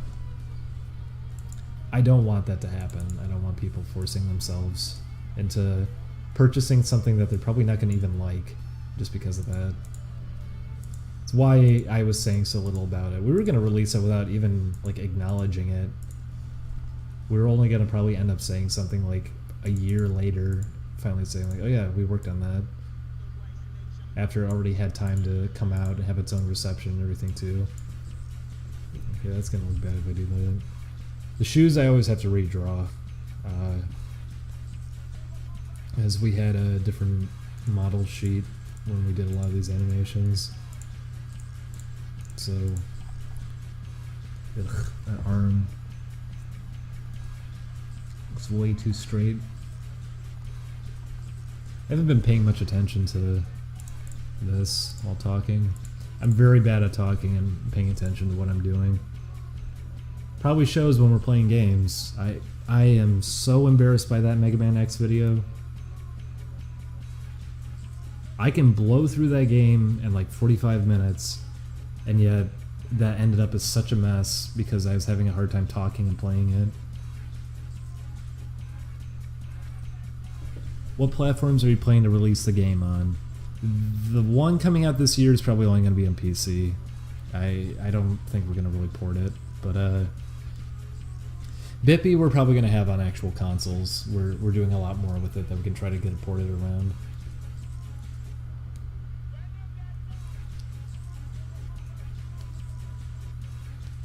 We're not going to even tell anybody when it's released. Is that a quote? I don't think that was my exact wording. What I said was what I was going to end up doing was not mentioning when it even came out until like a year later, because we didn't want to be connected to it. We wanted it to kind of stand on its own. Now we're going to say when it's released because we're actually going to be saying what the game is and we're going to be having updates on it. So, by the way, that's my favorite thing to do, is just having empty quotes like that, which aren't even... Removing quotes from context like that is not a great thing to do, because it just makes it even more confusing to everybody. We're going to be saying what the game is once the Patreon goes up, and we are going to talk about the development and everything, and we will be announcing when it's released. What I was saying was we didn't want to do that initially. We wanted it to stand on its own. It was going to be worked on and everything and posted through the actual company Twitter, with ourselves kind of removed from that, so the game could just be what it was. If it got bad reception, it would get bad reception because the game wasn't good. That was what we wanted to have happen with it. It got to be its own thing. That's how I'd want it to be. I don't want any forced anything with this. I don't want people to feel like they have to make themselves enjoy it or something just because of anyone being attached to it.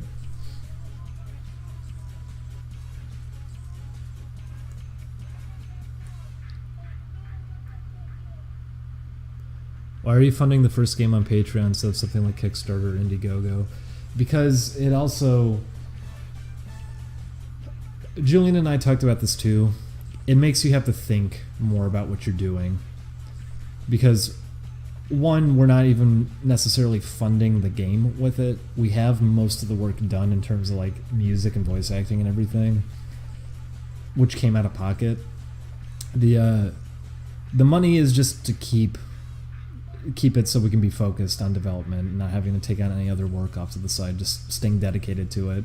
And typically with Kickstarters, people are horrible about just doing estimates and everything. And with a Kickstarter too, you're expected to have much more extravagant rewards. You are not going to be doing like, you get to see updates. People will not back a Kickstarter if that's the case. They back it because, I want a t-shirt and a baseball cap and a poster, to the point that a lot of developers shoot themselves in the foot with that. They go way too big with their rewards and spend all their money on rewards, which is horrible. That's not the point of raising this money, to just spend it all on this. And if a lot of people knew that too, I feel like they'd want to kind of cut back how much of that money went towards the rewards that got mailed. If they were realizing like, oh fuck, so wait, $200,000 of this game's budget just went towards making all these physical rewards? Well shit, don't do that then. I'm sure a lot of people probably feel that way. At least I would. I don't like that. I don't like that people are throwing so much money away on just physical rewards like that. It should be going towards the game. But that's part of why we want to do Patreon instead, because it's like people don't expect that kind of thing with rewards typically as much. And on top of that too, it's easier to post updates through it, and also tighter budget per month as opposed to a Kickstarter where it's like, here's a few $1,000s. Okay, I'm just gonna blow all of it right away. Oops, now we have no money. Having it broken up in months like this means like, okay, we can't just throw the money away on something stupid. It means that it has to go towards it and properly be budgeted. So there's plenty of reasons why it's a Patreon over doing a Kickstarter. Not to mention the fact that, like I said, the game was almost done for last year. It's not like it really is making this game a reality or something. The game's almost done. It's just that we need full-time dedicated towards it, so it's a Patreon specifically for the idea of the game company itself and supporting the two of us and working on stuff with, which by the way, you can't do a Kickstarter like that. You can't do one like, kickstart us making a company. You can't do that. That's against Kickstarter terms and service. So it's why we're doing a Patreon like this. It means we have to stay focused on the work that we're doing. It means that the money has to be smartly budgeted, which I mean, the idea behind it is just to keep us so we can be working on it anyways. That's the whole intent. And because of what the game is, it does have to come out at the end of this year too. We cannot push it back another year, so it's something that we're definitely going to be focused on. It's something I want to work on too.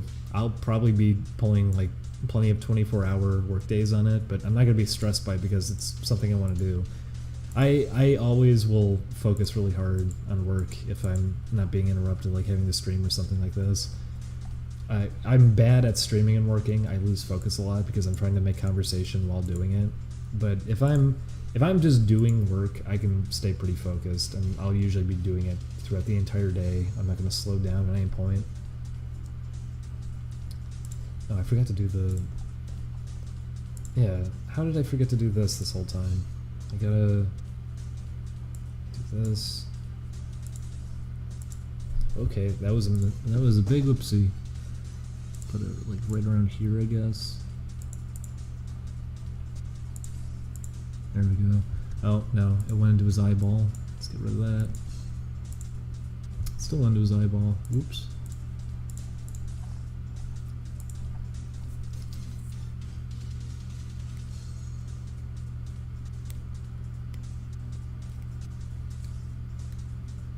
I also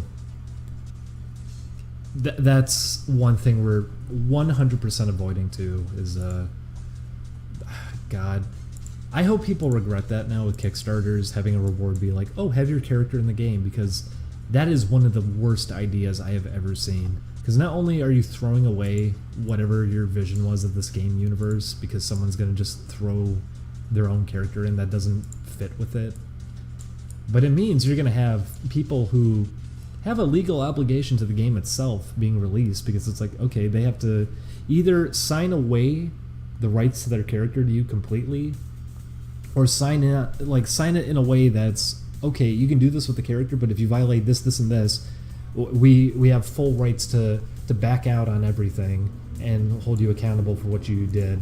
So it can get really, really messy. And then you have situations like the Undertale one where the furry who got his vor fetish character put into the game and ended up freaking out like half a year later because he said, I'm mad that my inclusion in the game wasn't bigger, when he completely agreed to everything and was fine with how it was put in. He just decided half a year later, you know what, I actually don't like this anymore, and I'm gonna make a big complaint about it and everything. The creator of this game should be held accountable for what he did to me, even though I agreed to everything, was fine with it for half a year. You end up in really messy spots like that, and it's like, people who are making games don't want to put up with this. They don't want drama. They just want to put it out there. They want to make the game. That's it. So that's really lousy to end up in a spot like that, and that's what comes from doing a reward like that, having your character put in the game. It's no good. It's not a good idea to ever have that as a reward for anything.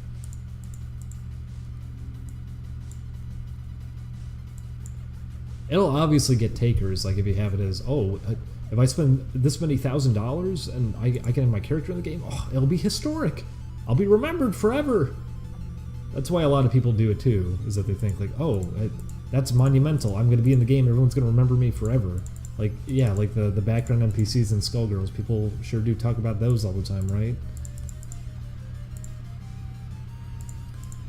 It's why people do it, though. That is like what they think is coming from it, is that they're a permanent piece of this game now.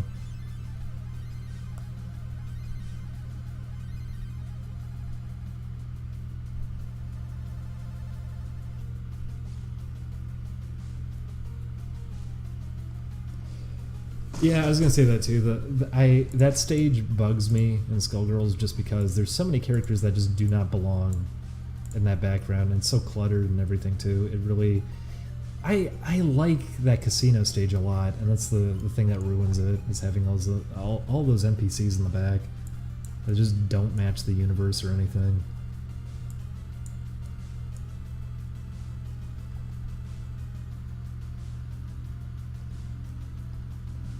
But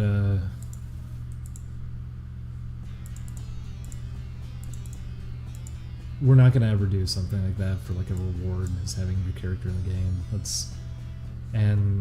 There's a warning to anyone who's making a game: don't ever do that. That is such a bad idea, and it's gonna come back and bite you. Any idea he'll do music for Bippy? Depends on how our first game goes. There's people I'd love to have involved, but like we'd be paying out of pocket to do that, and I would, based on how the game sells, it's how kind of extravagant we can go with something like that. There's obviously like people I would love to have do it, but we probably won't be able to afford. And if someone's gonna say, "Oh, Grant Kirkhope," no, absolutely not. Grant Kirkhope charges. Grant's a nice guy and everything, but he charges way too excessively for the kind of output that he has at this point. I think he's kind of lost his touch, and I think a lot of people kind of just go for him now because it's like, oh, Banjo-Kazooie. It's not fitting to the kind of game that we're trying to make anyways. We would not make a decision like that in terms of like people for music, just like recognizable names. There are specific composers I'd have in mind if we did have like an unlimited budget, but I'm also going to be realistic about it. We're not going to just go and blow a ton of money on something that is just going to be a waste. If we don't have enough for something like that, we're going to make do with something else. Oh, those dogs sure are fun.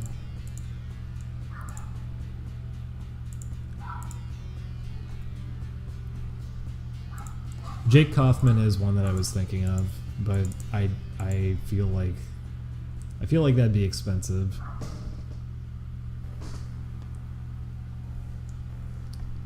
Also, yeah, don't also pour in now saying like, "Hey, hire me." No, you're not gonna get hired in a Twitch chat.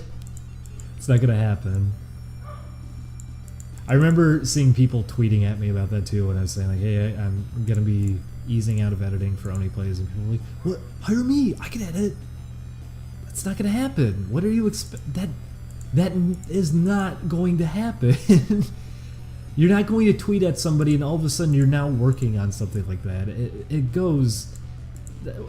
It's work. It's actual paid work. It's not a thing you're gonna get hired on Twitter over.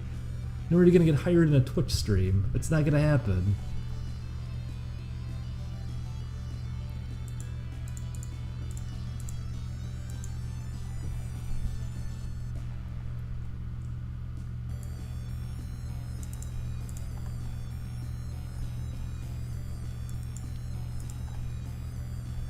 Also, for anyone who was saying that too, because I remember hearing that a lot during the Resident Evil playthrough, and I hear it during streams that people are like, "Oh, he sounds really depressed."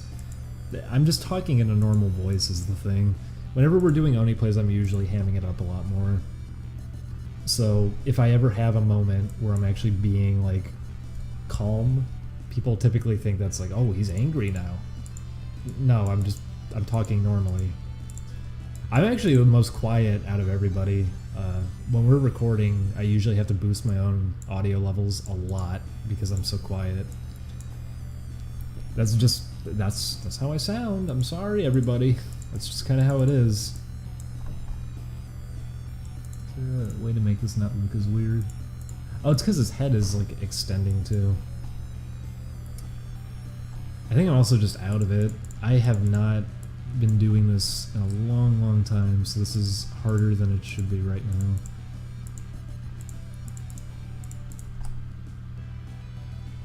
I'll just leave this one for now. I do have to extend this glove a little bit though.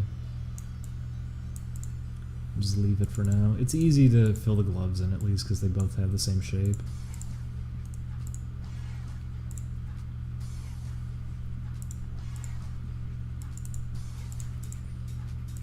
Hey Sega, why didn't you include the song in the re-release? Oh no, I'm sure there's people in the chat who are good at music. I'm not saying that. I'm just saying, coming into a live stream saying, I can do music, hire me, that's not going to get you hired. In any situation.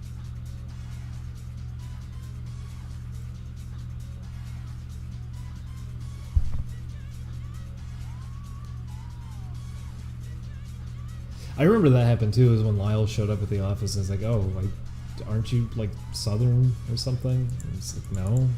I'm from Chicago, no. I just ham up my voice a lot of the time.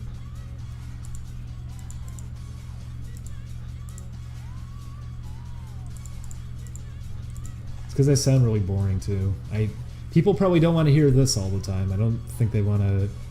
I already hate how my voice sounds to begin with. I'm sure people don't want to hear this. That's why they say I sound depressed, because I have a really monotone, boring voice.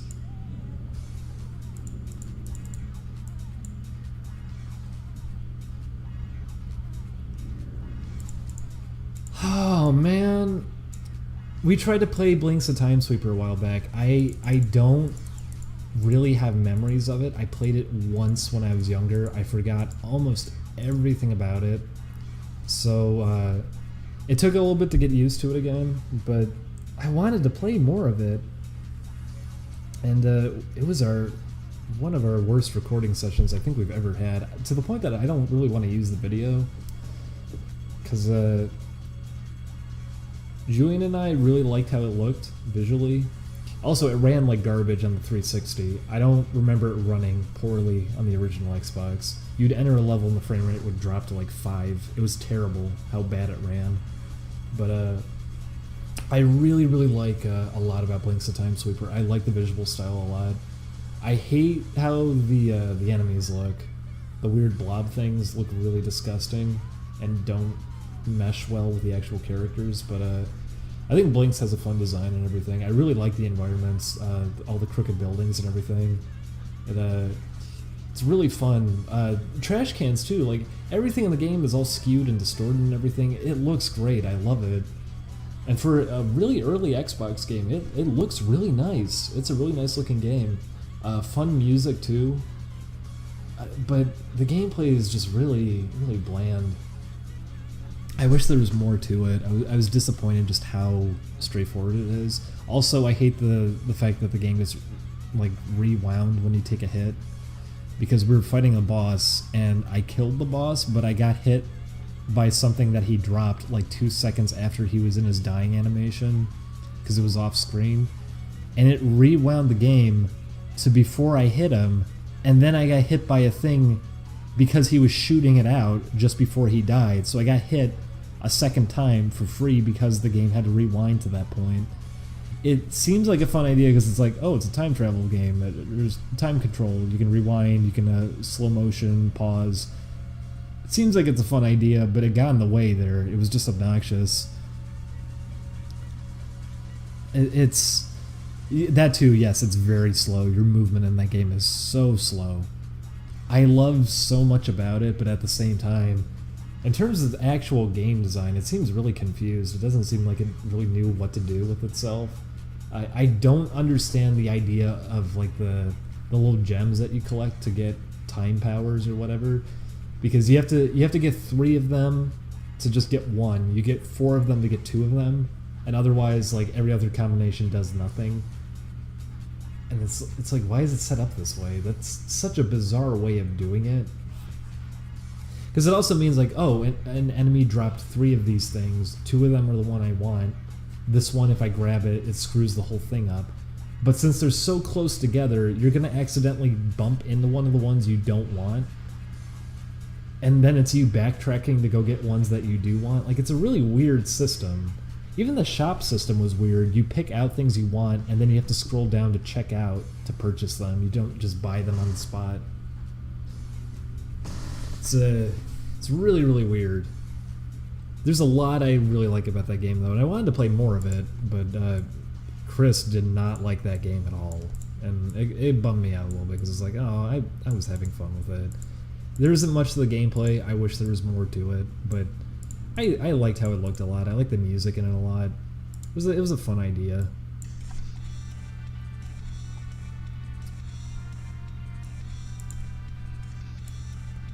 Speaking of fun, Parodius is a lot of fun. I'd like to play that again.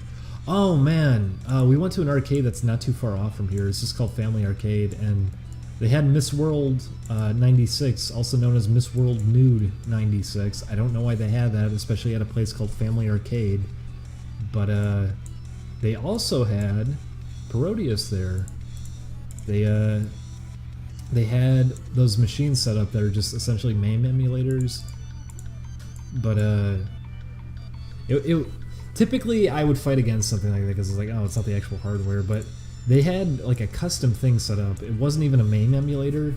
One of them was the actual Neo Geo hardware with just like a custom thing shoved into it, so you could pick between different Neo Geo games. So you're on an actual Neo Geo setup playing every single Neo Geo game available to you.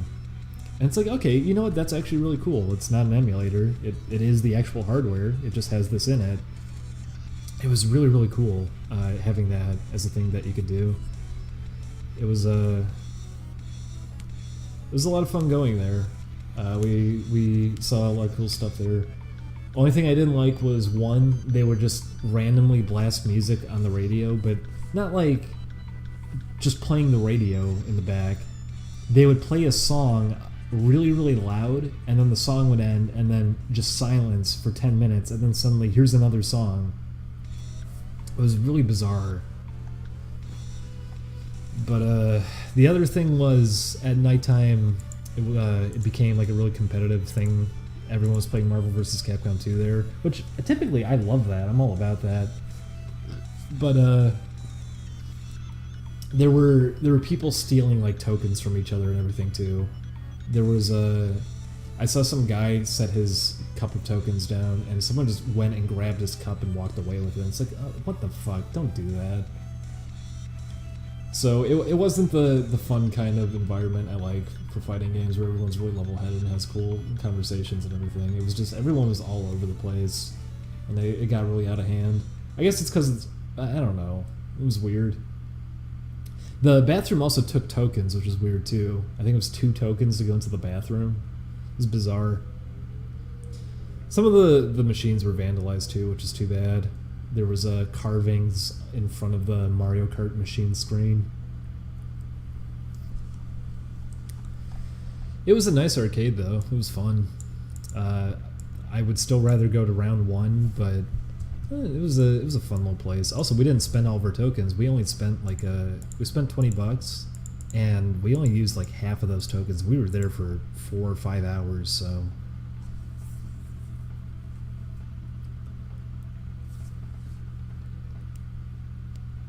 Yeah, paying to use the bathroom is pretty lousy. I've never seen that before, but we didn't even run out of tokens. We paid $20 and were there for 4 to 5 hours and didn't even run out, so oh well.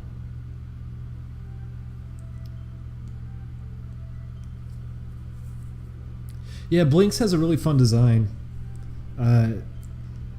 The weird evil smirk they kind of give him, I'd be okay with it if it didn't look the way it kind of did. Because his face normally looks fine. Also, I love the fact that his eyes glow in the dark. That's actually a really fun detail.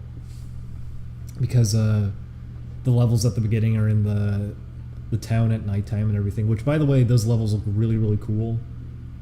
Coupled in with that, too. That his eyes are glowing in the dark and everything, too. It's such a nice looking game. It really is a shame that it doesn't have that much to it.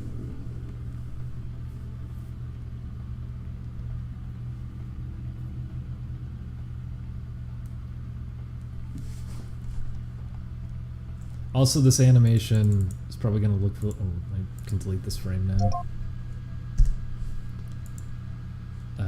I don't know if you can see that through the stream or what. Probably have to pull it up so you can actually see it proper. Yeah, I don't think it's playing it the right way. Let me grab this animation so people can see it when it plays. Here's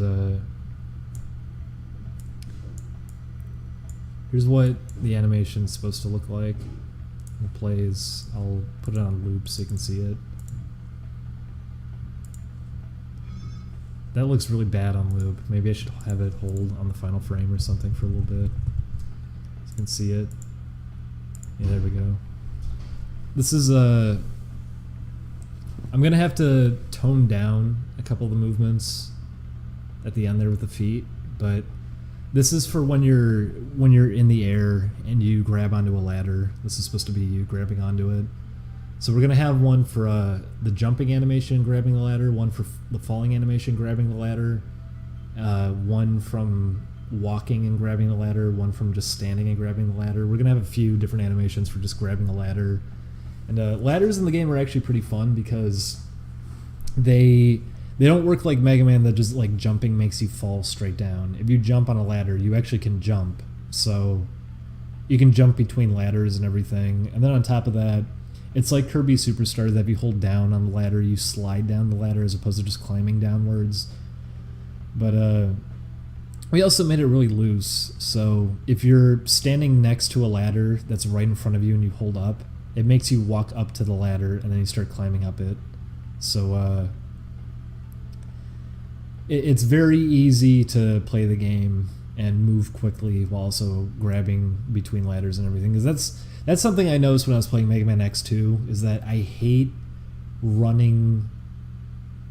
What is it? Wheelgator, I think his name was. I hate that stage because there's a bunch of ladders at one point that you have to climb down, and you have to be lined up perfect with them to climb down them.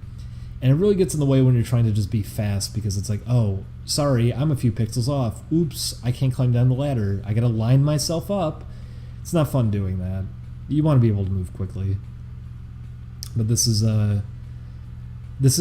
his falling animation going into grabbing onto a ladder. And he's gonna have one for jumping. He's gonna have one for his idle animation, grabbing a ladder, one for walking. We're gonna have a few.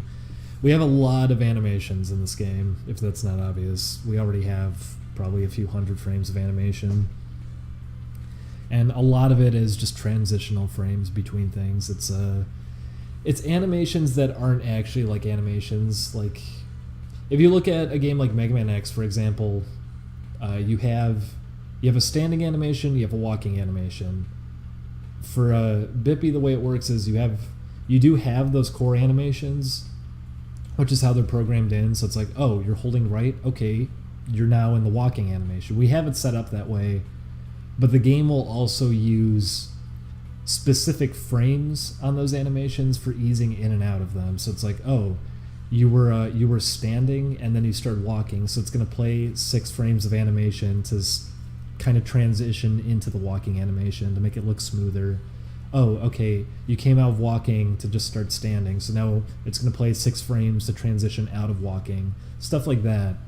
We have a lot of transitional animation, so all the movement feels a lot more clean, which is what this is, for example. You don't just grab the ladder abruptly. You have animations for grabbing onto the ladder. So there's a whole lot that has to get cleaned up. It is all pixel art too that we're doing for the game.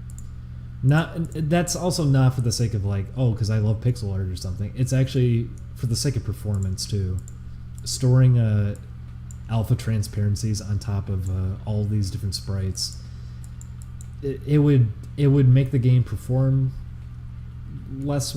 Like it wouldn't be running as well. There'd be a lot more shoved into the memory. We wouldn't be able to be as high resolution as we are with all of that. We'd lose a lot of quality.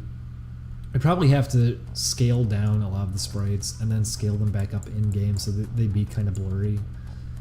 But by doing it this way, we don't have to actually do that. We can just have everything really clean, have a lot of animations and everything, have it run really well. So yeah, Bippy also looks very tubby in this one. I gotta fix that. Don't want any of that happening.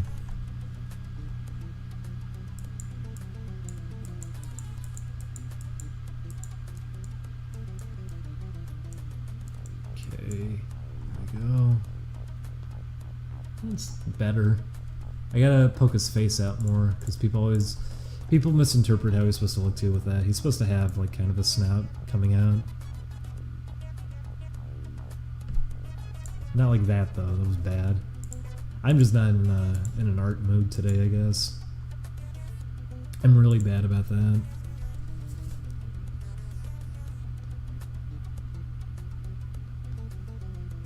The backgrounds be pixels as well. Kinda, yeah. It's not gonna be like Shantae where it was just...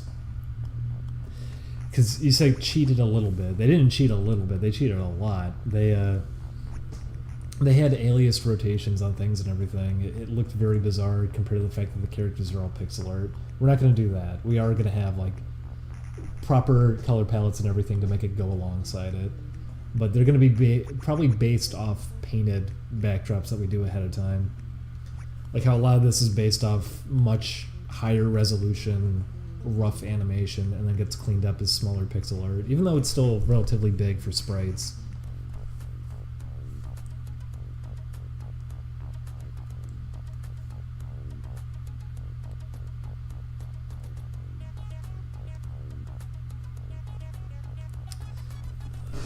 What did I get a message about? What's my phone? A text message. Hang on. No. Matt, don't send me stupid photos, Matt.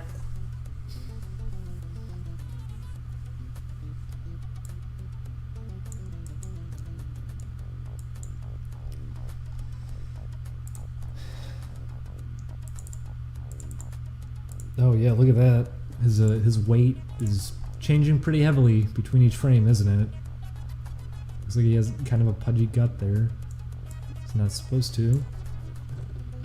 I don't want him to be flat either, but I'm just doing that to try to shape him out a little more.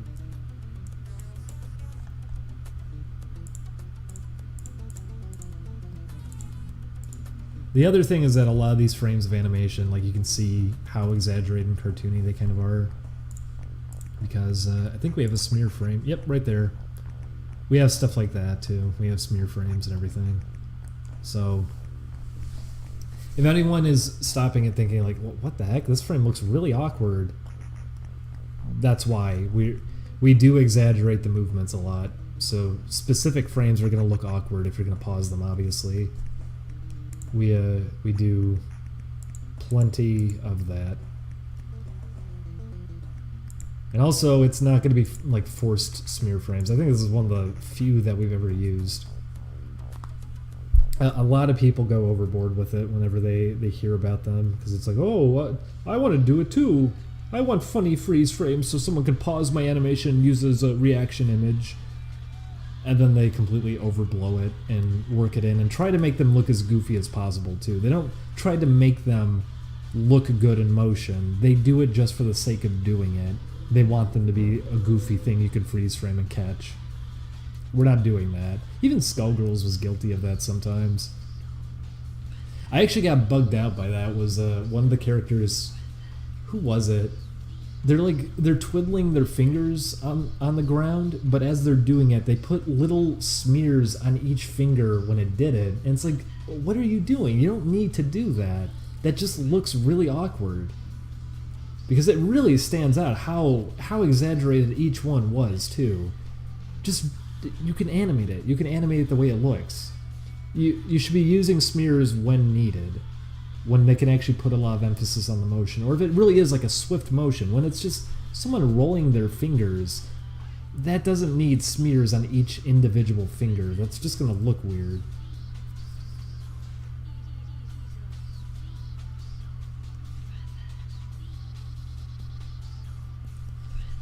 But we have them in animations in this game, but they're not frequent. And on top of that, like, here, I'm going to play it now. You don't even really notice it. It's there. We have a smear frame, but you can't really see it. Stuff like that we're going to have. We're going to have it where it would be appropriately used. You're not going to really notice it unless you went out of your way to pause it.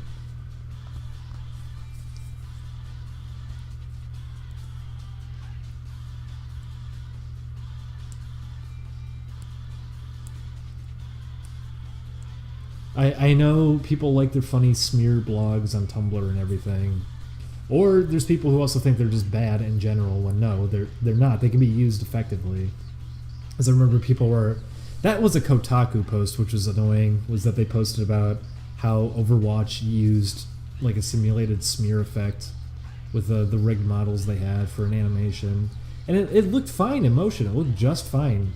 The one thing I could really say about Overwatch is they did a good job with animations in it. And they paused and they're like, what the hell? Are the graphics in Overwatch bad? Why are his fingers stretched out? Because that's supposed to be simulating a smear. That's why. It's not a bad thing. That doesn't mean it's bad. It's animation. It's moving. It's supposed to be a moving picture. When you pause a moving picture, it might look weird. But smears are really just awkward because of that. People either want to go way overboard with them because they just like how funny they look, or they don't even understand why they exist to begin with and think like, oh, the animation is bad. They used one of these? They have a time and a place, and they should be subtle in motion. They shouldn't be a thing that you can recognize happening.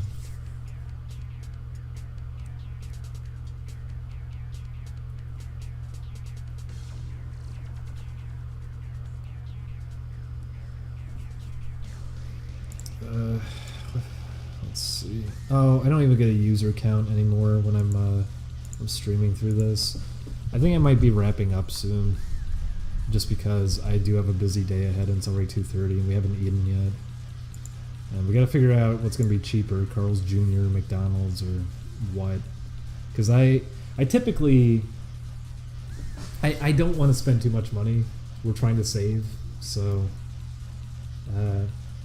does anybody know offhand if there's a special deal at Carl's Jr. right now? Because last time we went, they had a deal for what was it? It's 2 sandwiches and a drink for $5 or something. It was a good deal. I don't know if that would be cheaper than just going to McDonald's.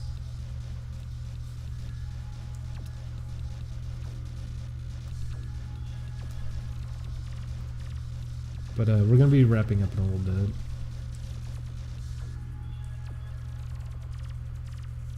But first, I'm going to be reading everything I missed because I apologize for that earlier. I wanted to keep reading the donations, but I was losing track of what I was even trying to talk about because they're coming in.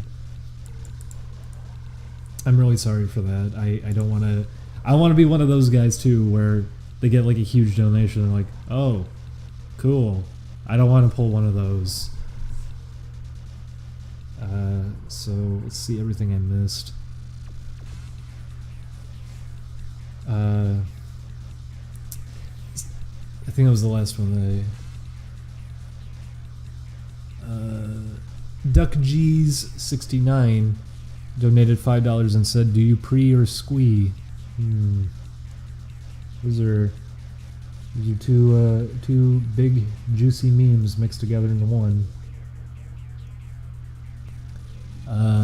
Supatan,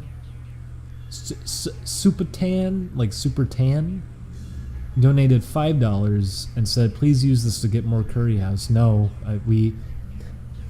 Believe me, I would love to get Curry House, but no, we really can't. We can't afford that kind of thing anymore. It will be budgeted appropriately, but thank you, Supatan, for the $5.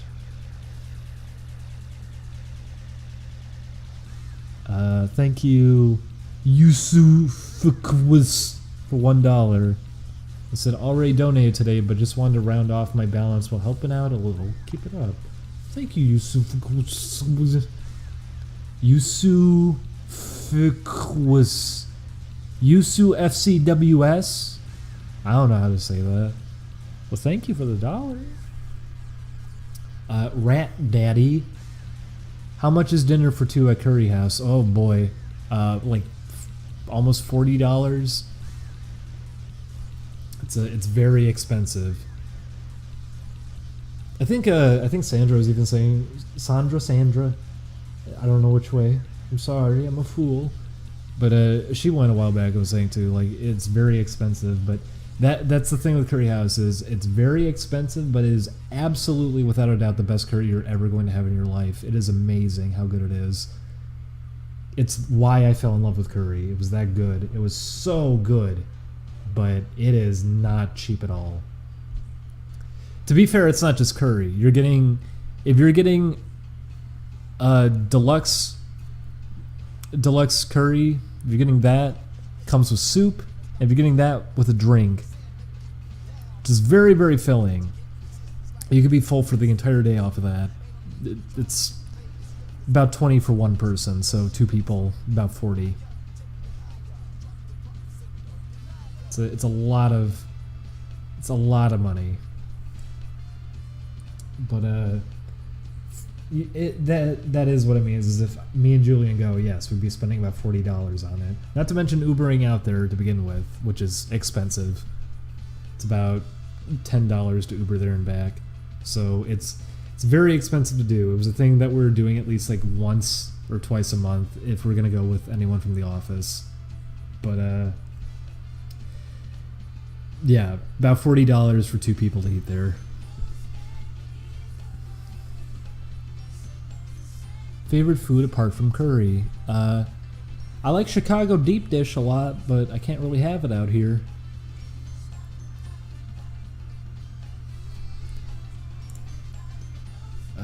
Let's see what else.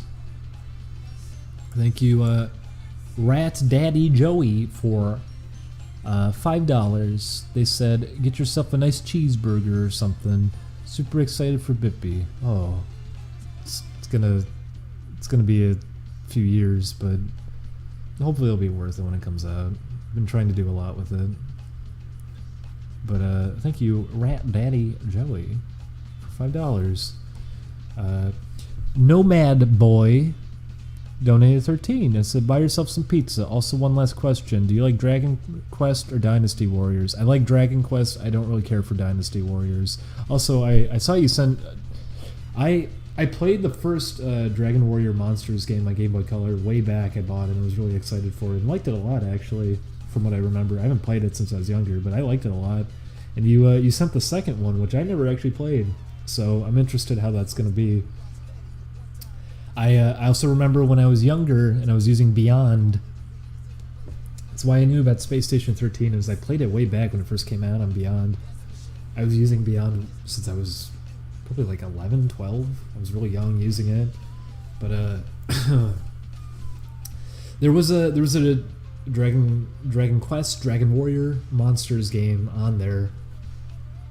So it was that, but with, online play and everything. Oh my god, I loved it so much. I played it all the time. Obviously, it wasn't nice to look at because it was through Beyond, but it was pretty close to how it worked, and it was a lot of fun. I loved it. I played it all the time. It was so much fun.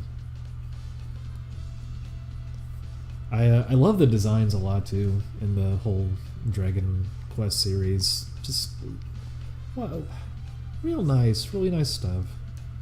Thank you, Nomad Boy, for the 13 and the 7 and all the other money you gave. You've been a big help today. Thank you, Shakespeare. I like Shakespeare for $32. Holy cow! Did Julian's habit of copying funny voices ever get him in any trouble? Not yet, but I feel like it's coming. The one at the grocery store, I think, was pushing it. I remember I called it out after he did it too, because that was really awkward. Was that they were checking out and he did that right in front of them. They didn't seem bothered, but I think they heard him. He was very loud when he did it. But no, he hasn't gotten in trouble for that. I think he did it in an Uber ride too. Now that I'm thinking about it, the Uber driver was on the phone laughing in a different language, and Julian did like an impression of it. I told him, you can't do that. The guy didn't hear it though. He did that one at least pretty quiet. The grocery store was just out loud. He did. But thank you, Shakespeare, $32. That is a lot of money. Thank you so much. Skippuku, $5. Like seppuku, but it's skippuku. Like Skip Sparky Pants when he committed skippuku. Thank you, Captain Failmore. $15. Glad your ear isn't full of disease anymore. By the way, what kind of setting is Bippy in? Curious for fan art reasons.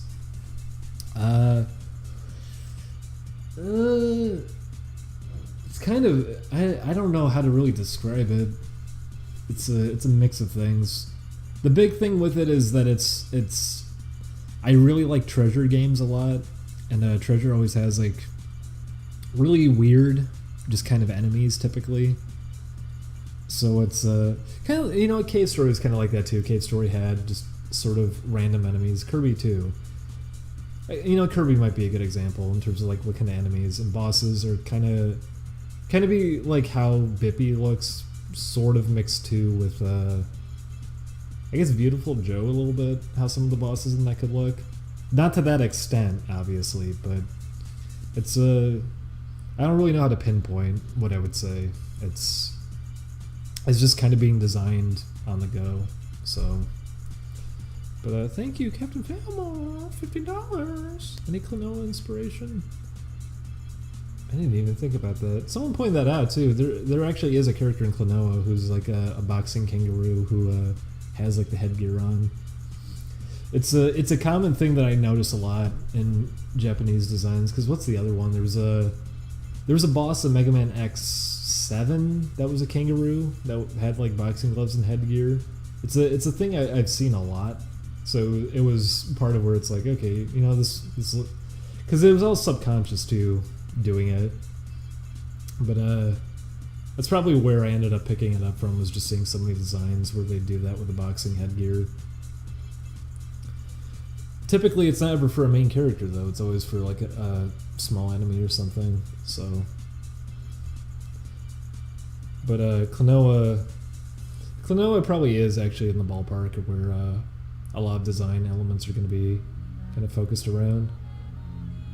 This is probably not a good song to come up on the playlist right now. I don't feel like this is a fitting one for the stream.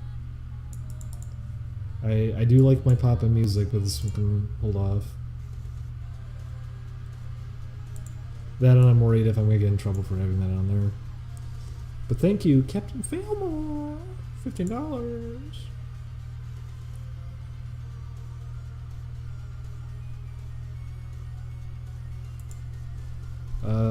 Mr. Lofi, whoa, mama, $50. Holy cow. Sucks to hear how stressful the process of editing videos can be. I never donated before, but as someone who finds everything you do as gold, I had to donate. P.S. The Resident Evil 7 series is hilarious. Don't care what anyone says.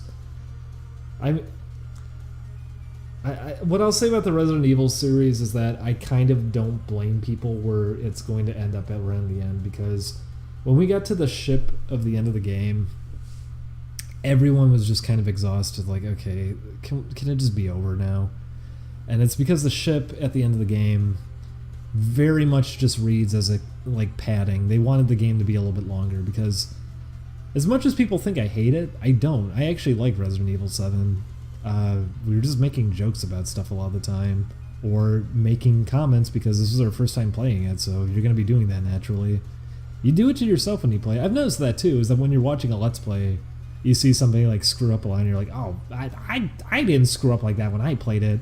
Then you go back and play it, and no, you start screwing up. It's that it doesn't register to you when you make mistakes like that, because you're playing the game yourself, and also time's going by pretty quick because you're playing the game, you're engaged, you're focused around it and everything, and because of that, it seems like it's not a big deal. Like, oh, yeah, so I took a couple deaths, whatever. But if you're seeing it recorded and everything and gets played back to you, it's like, oh, geez, no, this actually did take up a lot of time. It's a thing you don't notice when you're doing it by yourself, but when it's actually on camera and everything, it stands out a lot more. But the reason that's coming up is because Resident Evil 7, we played it for a while, but it didn't feel very long. And the end of the game, oh my god, it was so, it really was. It was padding. I know people are going to say, no, the ship has a purpose for the plot. Not much of one. The story is not that deep and engaging in Resident Evil 7. As much as people kind of want to make it out to be, it really isn't. Resident Evil never really does have that great of a story to begin with anyways. It's not that deep. It's, they started doing a lot with characters, though, and throwing them all over the place with 6. Wesker had a son. Did you know that? Okay, well, they're throwing that out. They did do that, but now they threw it out. But, 7 doesn't have that complex of a plot to begin with, and a lot of it was like, okay, yeah, kind of expected that. Julian was saying it over and over again, too. He was saying, like, oh, the grandma's going to turn into a giant evil monster. What do you know? It's stuff that people could probably see coming from miles away, especially because it's based around a lot of Western horror movies anyways. Half of that game is not original, it's just direct references. I know people say, too, like, oh, well, there's horror nods in the old games.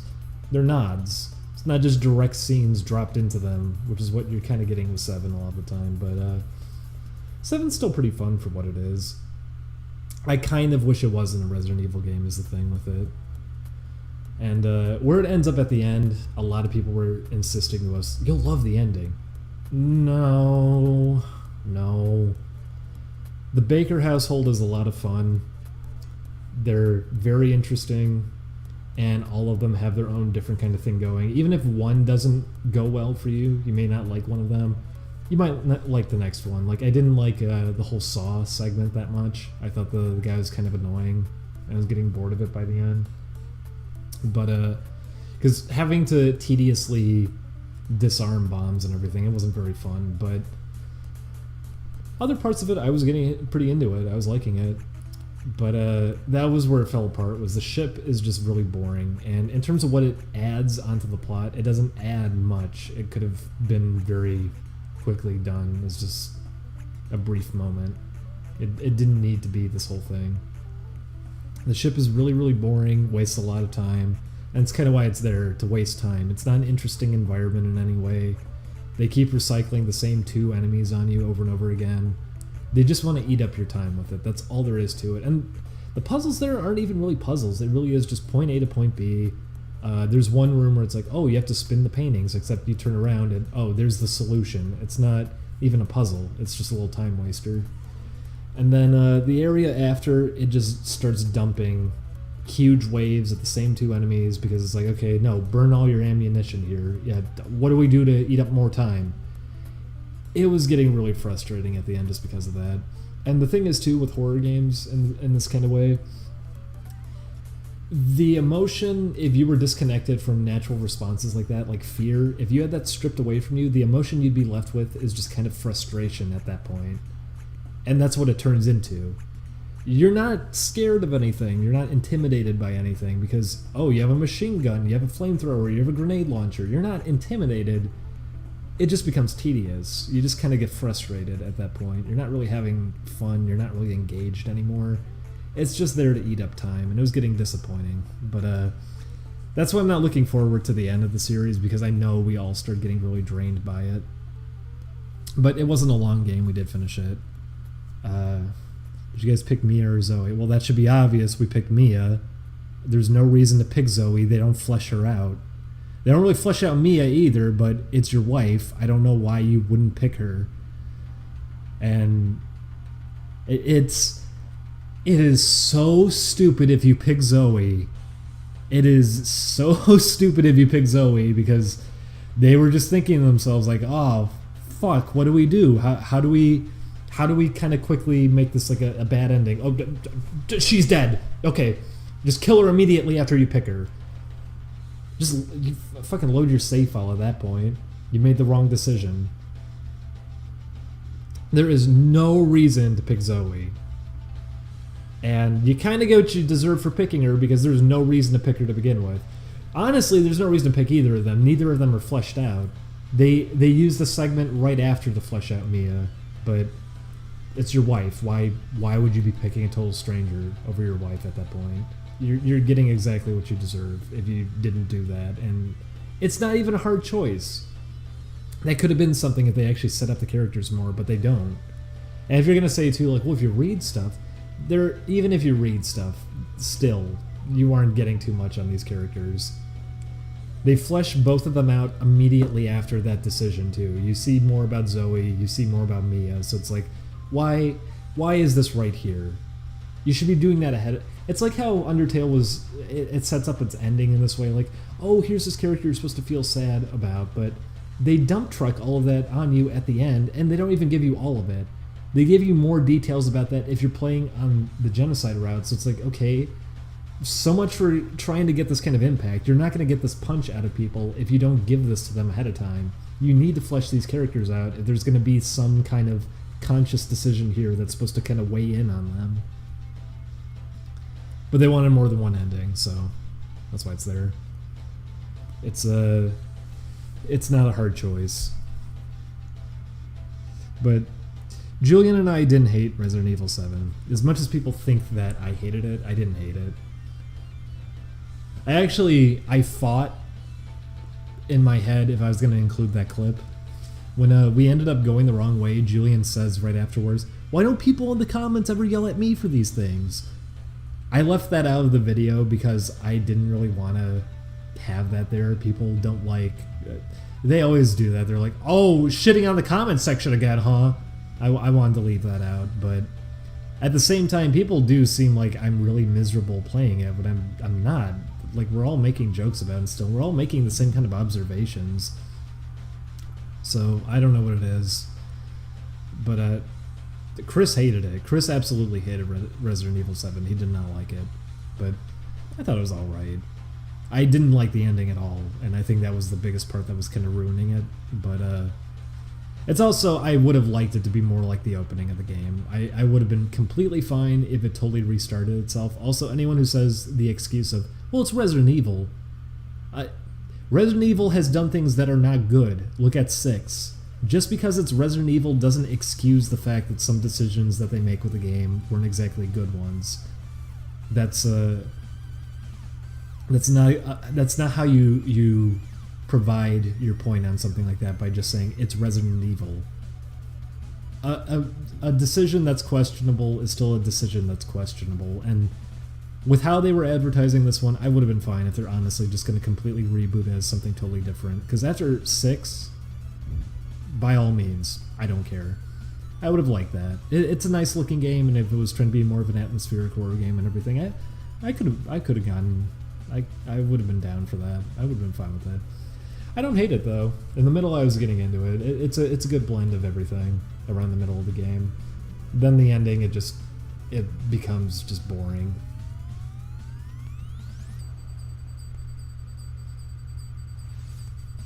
So, have you looked at any of the DLC? Well, we got the advertisement for it when we beat the game.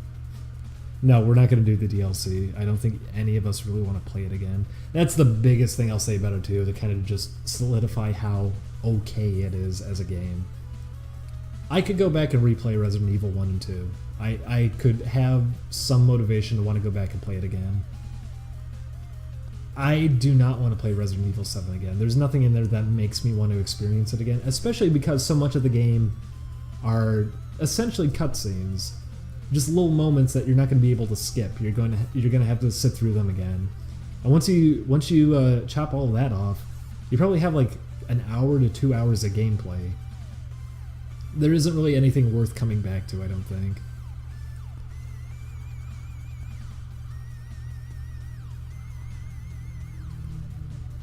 So, that's how I feel about it for anyone who's thinking like I hated it. I didn't. Julian and I both just thought it was okay, and both of us were kind of bummed where they ended up taking it, because I think both of us wanted a different game than how it ended up. And both of us also really didn't like the ending. That was a big thing. But I know for a fact Chris absolutely hated it.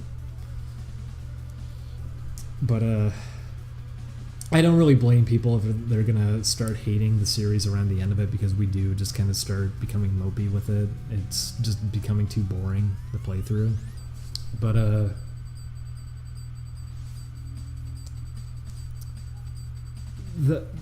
thank you Thank you for the $50, Mr. Lofi. I'm sorry that was such a long conversation point there, but if you're enjoying the series, like I'm at least happy for that, because I don't know what I could really do to salvage it. Sometimes I feel like it's gonna get people bothered. But thank you again for, gosh, $50. By the way, I'm sorry I trailed off so much there as a response to your comment, but thank you again, Mr. Lofi, for $50. That is a huge donation, and the fact that it was like your first time doing something like that and everything too. It was very nice of you. Thank you so much. $50 whole. It was a very generous donation. I'm glad you've been enjoying it too. I've been trying to make it better with the past few videos that we had go up. I was trying really hard to chop off anything that might have made it harder to sit through. Chris hates most new games. Chris also loves Resident Evil though, so...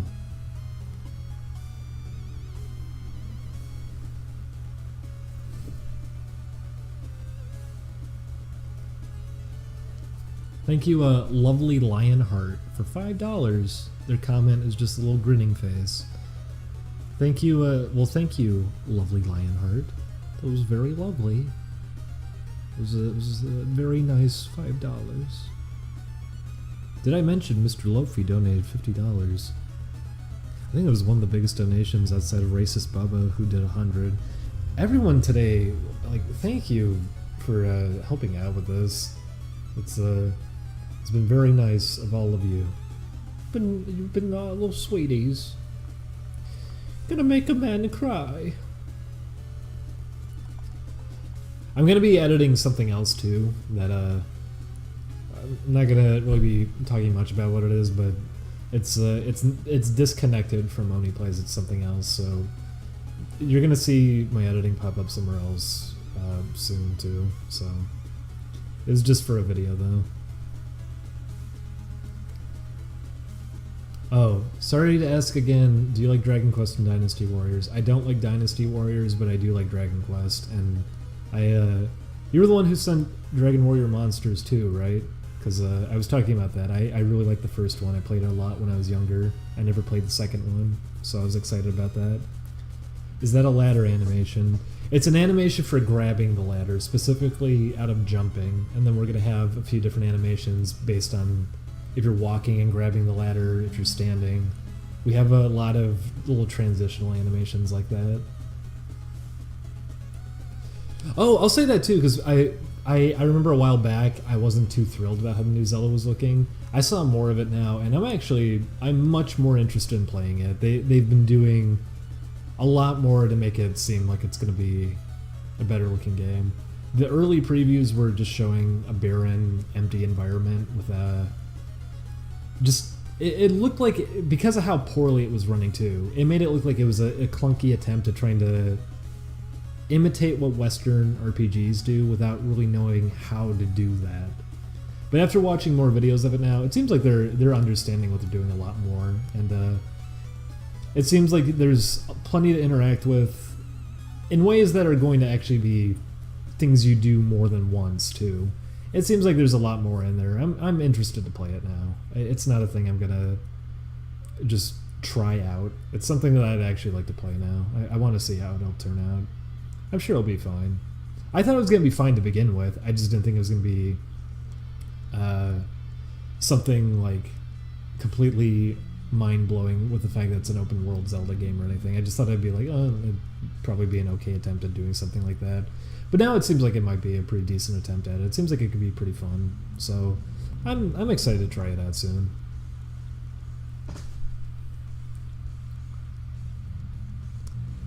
Oh, yeah, the DLC thing I can easily form a complaint about though, especially for what the DLC is. I heard people saying too, like, well, at least Nintendo's they're catching up with what other people are doing. Yeah, that's not a good thing. That's not the kind of thing I want them catching up with. I want them improving their online services and everything. And when I say that, I mean improving them, not charging money for it. Yes, Nintendo's catching up on things that are bad. Paid online without even improving what they do for their online service to begin with, that's not good. Adding in DLC for something as minor as a hard mode, that's not good either. Season passes, mystery content like that, yeah, that's not good. None of that's exactly good. Those aren't things I want them catching up with. It could be interesting depending on what they do for DLC, but everything that they announced, no, that's not worth it. But that's a completely different thing.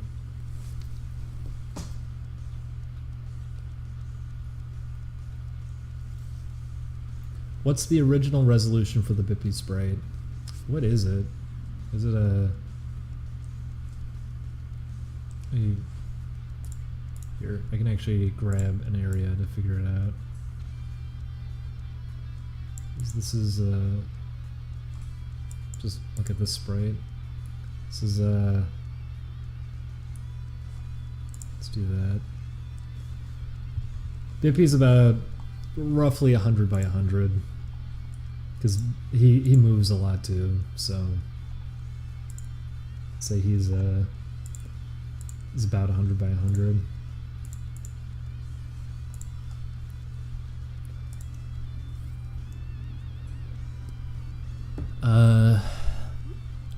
Let's get back to donations. Thank you, lovely Lionheart, for the $5.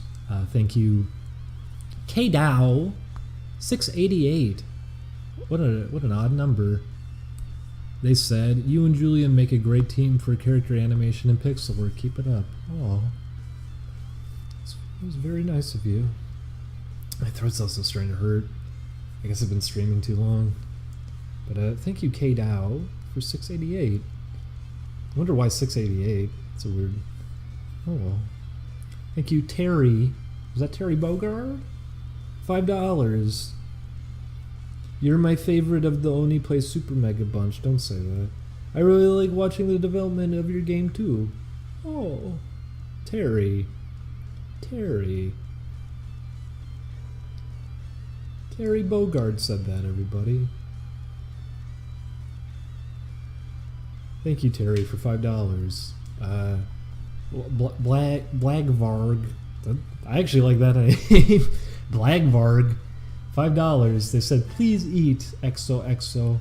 There's no XOXOs to eat. Thank you, Blagvarg. $5. Uzazu. I like that one too. Uzazu donated $8.12. It said, I wanted to make a nice even number. Thank you. You corrected the terror that KDow instilled with 688. Thank you, Uzazu. These are good names. Blagvarg and Uzazu. Thank you, Ramen Shaman. That's a good one too. Thank you, Ramen Shaman, for $10. They said, for that super sweet animation, stay beautiful. Thank you, Ramen Shaman. Oh, ramen would be good. Thank you, Ramen Shaman. Isabel Melhem donated $15 and said, you're one of my favorite people. You don't know that. You don't know that. Well, thank you, Isabel Melhem. Isabel Melhem.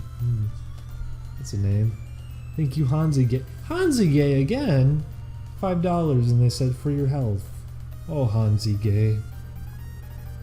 Thank you, Hansi Gay. And, I was gonna say that's all the donations, but I just got one from Sea Bear and Jamal for $2. Anybody remember Sea Bear and Jamal?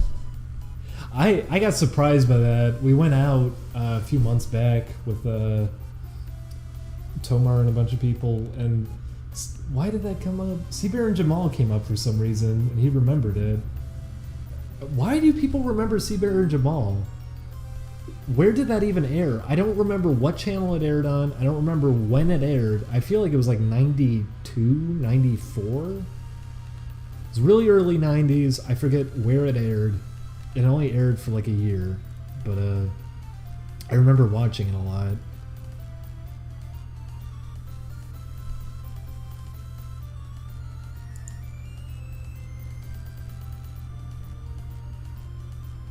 But thank you, Seabear and Jamal. Both of them donated. It was on Fox Kids. That makes sense. That makes a lot of sense. 96? Was that far ahead? I thought it was earlier on. I thought it was like 94.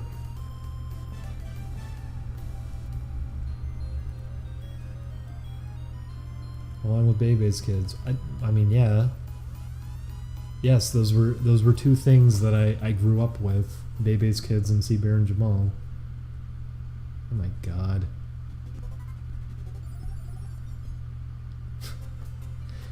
I kind of want to watch Bebe's Kids again. I watched it with Julian because he'd never seen it before. It's not a good movie. It isn't, but I can't help it. I saw it so many times when I was younger. I want to watch it again. I can remember like every animation era in it too. And they had when it was on VHS, it had like the weird short before it that was about the Itsy Bitsy Spider. That one was really bad too. That was a really bad short. But I like the art style. I like the art style in Bebe's Kids. I wish it was a good movie. My favorite animation era is when they're running out of the building, the toy store or whatever, and it's all the kids are running, and then as they're all jumping up and down celebrating, they layered all these kids that are supposed to be behind them in front of them. So there's all these tiny children jumping all over them in front of the screen. And it looks really weird. And it wasn't like a little mistake either. It wasn't like, oh, well, they layered it wrong for one frame. No, it's layered wrong for the entire shot. For like 3 seconds, there's little children jumping on top of giant children. I don't know how you make that kind of mistake, but...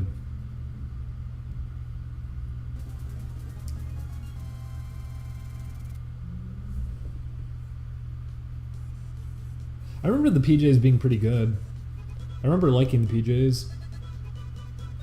I remember it wasn't... I think it was successful too, wasn't it? I think the PJs was successful. The problem was just it was expensive to make, and in the tight window that they wanted it made, it just wasn't viable.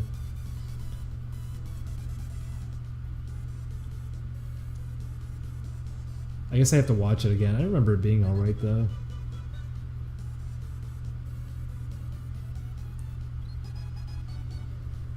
Thank you, Bubba, for $5. And I said, hey, you're a cool guy. Oh, Bubba. Coming from you, Bubba. Thank you. It means a lot. Yeah, I was wondering what his name was. I know he worked obviously on the Proud Family too, and he there was involvement in Princess and the Frog and everything too. And the Boom Crew, there was that too. That show was terrible, but I always really liked how all that ended up looking. That all looked really nice. I always wish it was better end results as like an overall product, but that's something I can at least take out of all of it.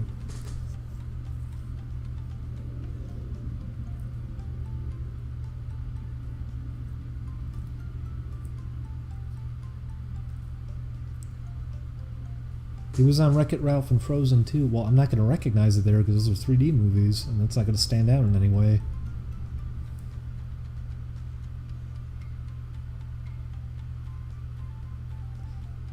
I know he was involved on some movies that are actually alright. I just don't remember. Because I looked into this a few years back, because I liked a lot of the stuff that he was involved with, in terms of how it looked. Yeah, I always have to specify that, in terms of how it looked.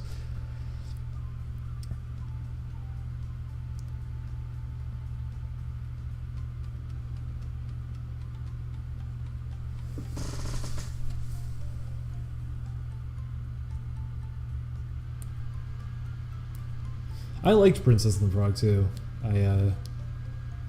Our roommate who was here before he threw the big fit and just decided to get us off the lease for no reason, ran away. He said he hated the Princess and the Frog with like a burning passion, and when we were trying to ask him about like, okay, well, we could understand someone maybe just not liking it that much, but hating it, me and Julian were trying to figure it out. Like, why do you hate it? Like, what's making you hate it? And all he kept saying was like, well, there's a snake in the movie and the snake gets abused. And he just kept bringing that up. And it's like, that's it? It's your basis for hating it? So, it was weird. I can get why people wouldn't like that movie, though, but I thought it was fine. I had fun with it. I'm sad that that's just going to be it. That's going to be the last kind of 2D thing they end up doing.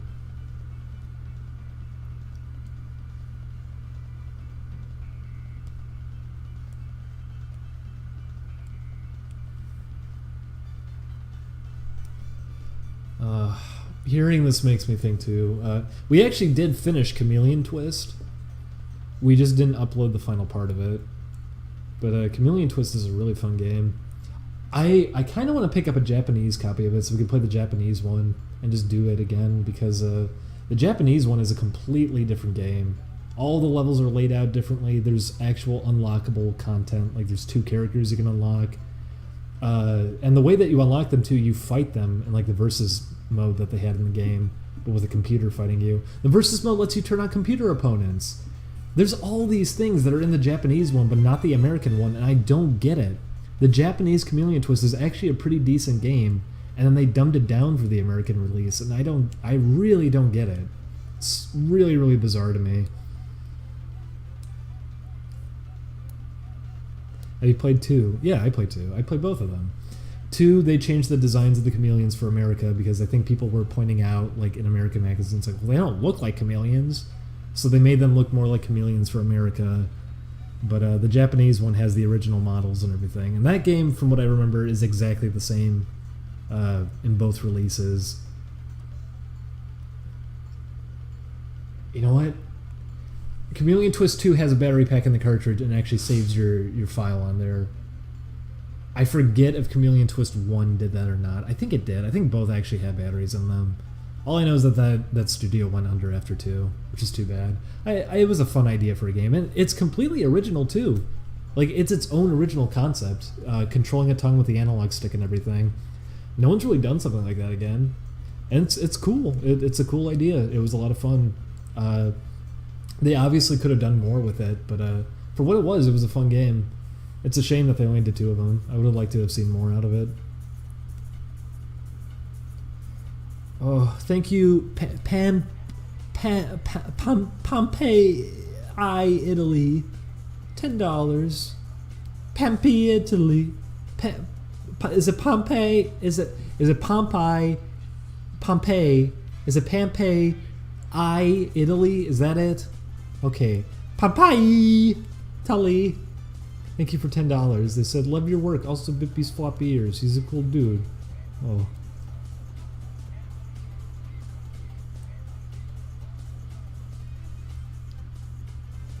Disney might make a Kingdom Hearts cartoon. I don't think they're thinking about that now. Way back, they were throwing around the idea of doing that. And it was really popular with test audiences, apparently, but they just didn't end up doing it. Maybe because it might have been licensing hell. I'm not sure. It would have been wildly successful if they did that, though. That would make them so much money if they did that. Oh, thank you, Tea with Cora, $5. They said, Bippy is a cutie. Cheers. Oh, thank you.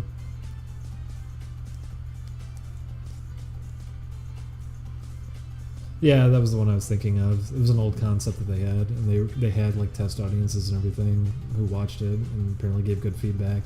It was just was it like a test animatic that they had, and that was all it was? It wasn't even like finalized and produced or anything. They didn't have like a pilot or anything, but they just dropped it. They didn't go with it.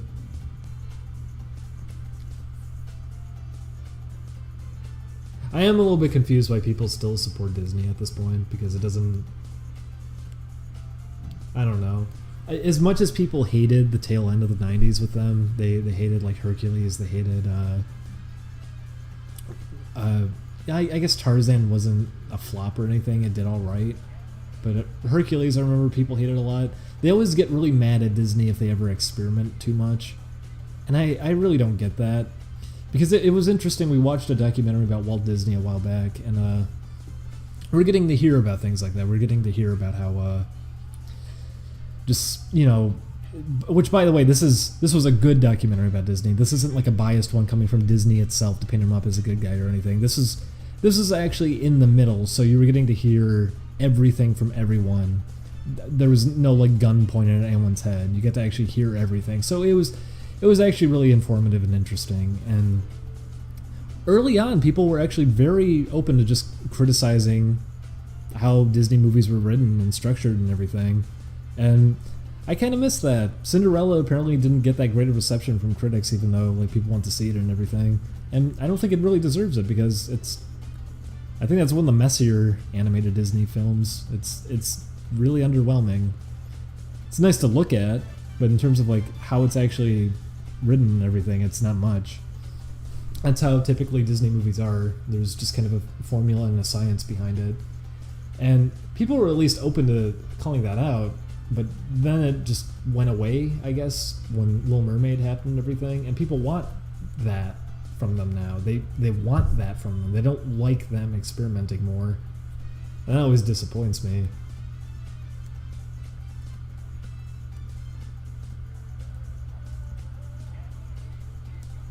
But thank you, Silly Laney again, Silly Lanny. $10. Here you go, sweet baby boy. Oh, thank you, Silly. What time is it? It's 3. Okay, I think I really do need to wrap up now, because I do need to finish editing something for someone else today. But thank you everybody for watching, and everybody who donated. Thank you so much. Holy cow, that much? Oh my god. Okay, thank you everybody who donated today. Holy guacamole. Are you 570? Really? Holy cow. Oh my god. Wow. Is that enough for rent? We might be all right for the month. Oh my god. Thank you everybody. Holy cow. I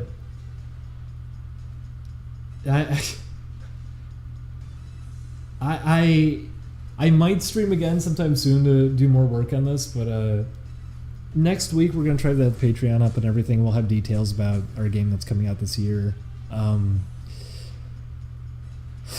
Look forward. Me and Julian did more videos where we played 50 Cent Blood in the Sand with man Ryan. We're still going to be recording with Chris and everything too. I'm not sure when the first video with new editing is going to go up. Probably soon, I would hope. I still might edit here and there on occasion, but thank you everybody for tuning in on this Saturday. Thank you for everybody who donated. I can't stress that enough. Like, thank you. That is a huge load off of our shoulders, because when we did the math and everything, we were not going to have rent at the end of the month, and now I think we might. Thank you everybody. Holy cow. Where can I see updates on the game? We're going to have a Patreon, and we'll have updates on all the game stuff we're doing there. Also, thank you, Hot Beef Boy, for $2. And they said, favorite game soundtracks. Also, Bippy and Mario crossover in the future. No, that one's not happening, but favorite game soundtracks. I mentioned it a while back. Guitaru Man was one that I've always loved since I was younger. That's not even just soundtrack. I love the art style in that game. I love it. The designs and everything too. And you could tell that artist had a lot of fun with that game, because any of the concept art, there's just millions of little characters everywhere. A lot of it not even ending up in the game. I love everything about that game, but really good soundtrack. Jet Set Radio is an obvious one. I love... In terms of a Capcom game, here's one that most people aren't even aware of. Cadillacs and Dinosaurs has an amazing soundtrack. Really, really good soundtrack. Most people didn't play that game. Plus, it's a licensed game to begin with, so finding that game anywhere, it's not going to get a re-release or anything. Most people probably have never even touched it, but it's a great game. It's a lot of fun. It's based off the Final Fight engine. It's a lot of fun. Really, really amazing soundtrack on that game. Really good. Almost everything on that soundtrack is great. And they have more than one song for boss music, too. They have different boss themes and everything. It's great. What else? I'd have to keep thinking.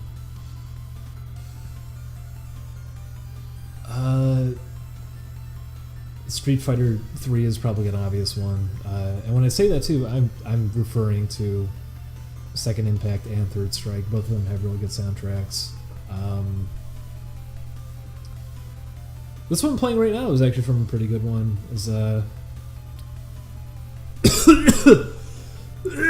Okay. Now my voice is giving out for sure. This is a Battlemania 2. Really, really amazing soundtrack pushing the Genesis hardware. I was also really excited to see at the office that there's a copy of it there. I want to play it for sure at some point. Really cool game. Really good soundtrack. What else? I have to think. There's so many. I mean, the playlist that's been going this whole time has a lot of it that I really like. Here's a good one. Donkey Kong Country is probably one of the best soundtracks of all time. 1 and 2. I'd say, you know what? I might even say 2 is better than 1 soundtrack, but both of them are just really, really good. Really good soundtracks. You could listen to any of them and be pretty into it. We might be playing 2 at some point. I love 2, and apparently Chris loves 2, so we might play that at some point. But thank you again, Hot Beef Boy, for $2. Thank you, Gaggy Cagnu,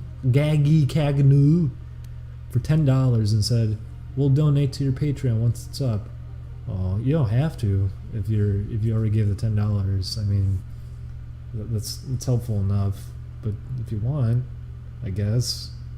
But thank you for $10, Gaggy Cagnu. If you do back the Patreon, you'll be getting a lot of updates on the game stuff that we're doing because I'm still going to do streams too here and there. And if I stream, it's going to be open to everybody. We're not going to have like private streams. I don't think we're going to have open streams for people to see game development and everything. But we're going to be posting updates and like gameplay footage and everything to the Patreon once we have it going. So backing it means you get to see a whole lot of that and stay informed. I'm going to see too if I can actually generate game keys for everyone who backed the Patreon on a specific tier. I'm thinking like our second tier, if you back it, we can get you a copy of the game on launch. But I have to read into the terms and guidelines that Valve has set for generating game keys, because I know they're weird about that kind of thing too. You have to generate them too manually. You don't just get them for free. You have to generate them and type in why you're generating keys. So I have to look into that, but if we can, it'd be nice to be able to do that, is hook everybody up with a copy of the game when it releases, if they back the Patreon. Oh yeah, Neverhood. How did I not think of that? Neverhood and Skull Monkeys both have amazing soundtracks, and I listen to them all the time. We're going to play Skull Monkeys at one point. Thank you, Wimp. Wait a second. I'm on to you, Wimp. I know who you are. Donated $18. Had to hit the big 600. Yeah, okay. Likely story. A likely story. The new Doom has a good soundtrack. I don't know if I'd agree with that one. I didn't actually mind his work on the new Killer Instinct. I don't really like it in the new Doom from what I've heard.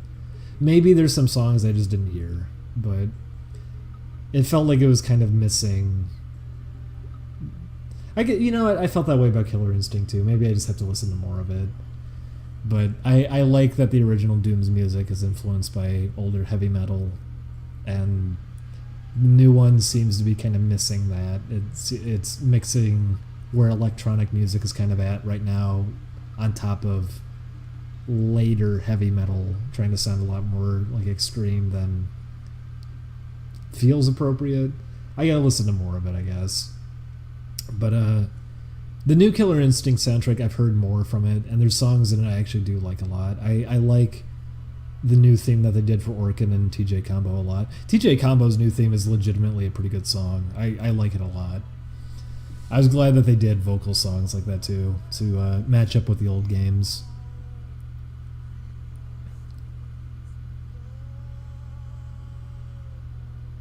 Yeah, that's what I was going to say. It sounds like new metal and dubstep combined.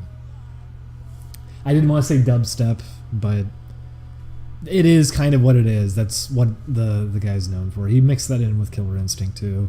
Like I said though, some Killer Instinct songs of the new game, I really don't like them, but some of them I like. And specifically those vocal songs. I like the new Black Orchid theme a lot. I like the TJ Combo theme a lot. Still kind of prefer the old Killer Instinct soundtracks, but I can... There's some stuff from the new one I can take and enjoy. I don't really care for the game, though. I tried playing it. I'm not really into it. And it's not like I'm going to say the old ones are great or anything either. They're fun. They're a lot of fun. I think a lot more fun than the new one is. Just because they didn't take themselves as seriously. It was a lot goofier.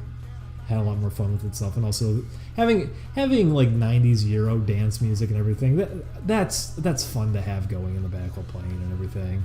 It's the arcade ones too, the pre-rendered backdrops and how they work, that it was a video clip that they were tracking. There's a lot there that can make it interesting to go back and play. The new one is just not enough for me to really be kept into it. But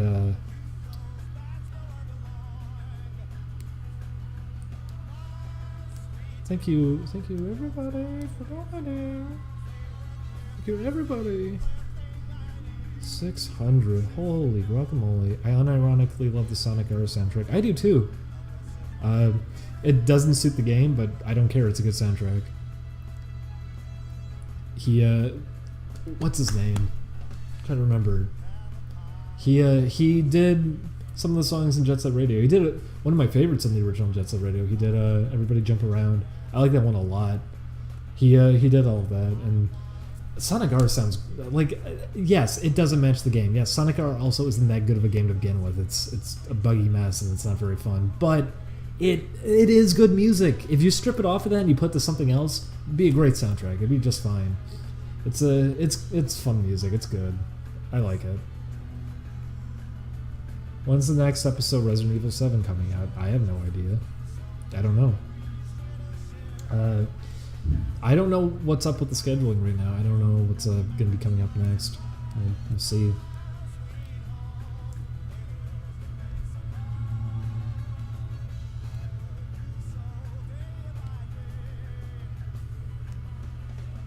There it is, Richard Jog. He's good. But anyways, thank you everybody for watching. Thank you everybody. This is a perfect song to go out on, isn't it? Thank you everybody for donating. You're all good. I'll be back soon, and we'll hopefully have the Patreon up soon. Thanks. Thank you everybody for tuning in, and thank you everybody seriously for helping out. The 600. We might actually have rent now. Thank you everyone. You're all good. I'll see y'all soon. I love you.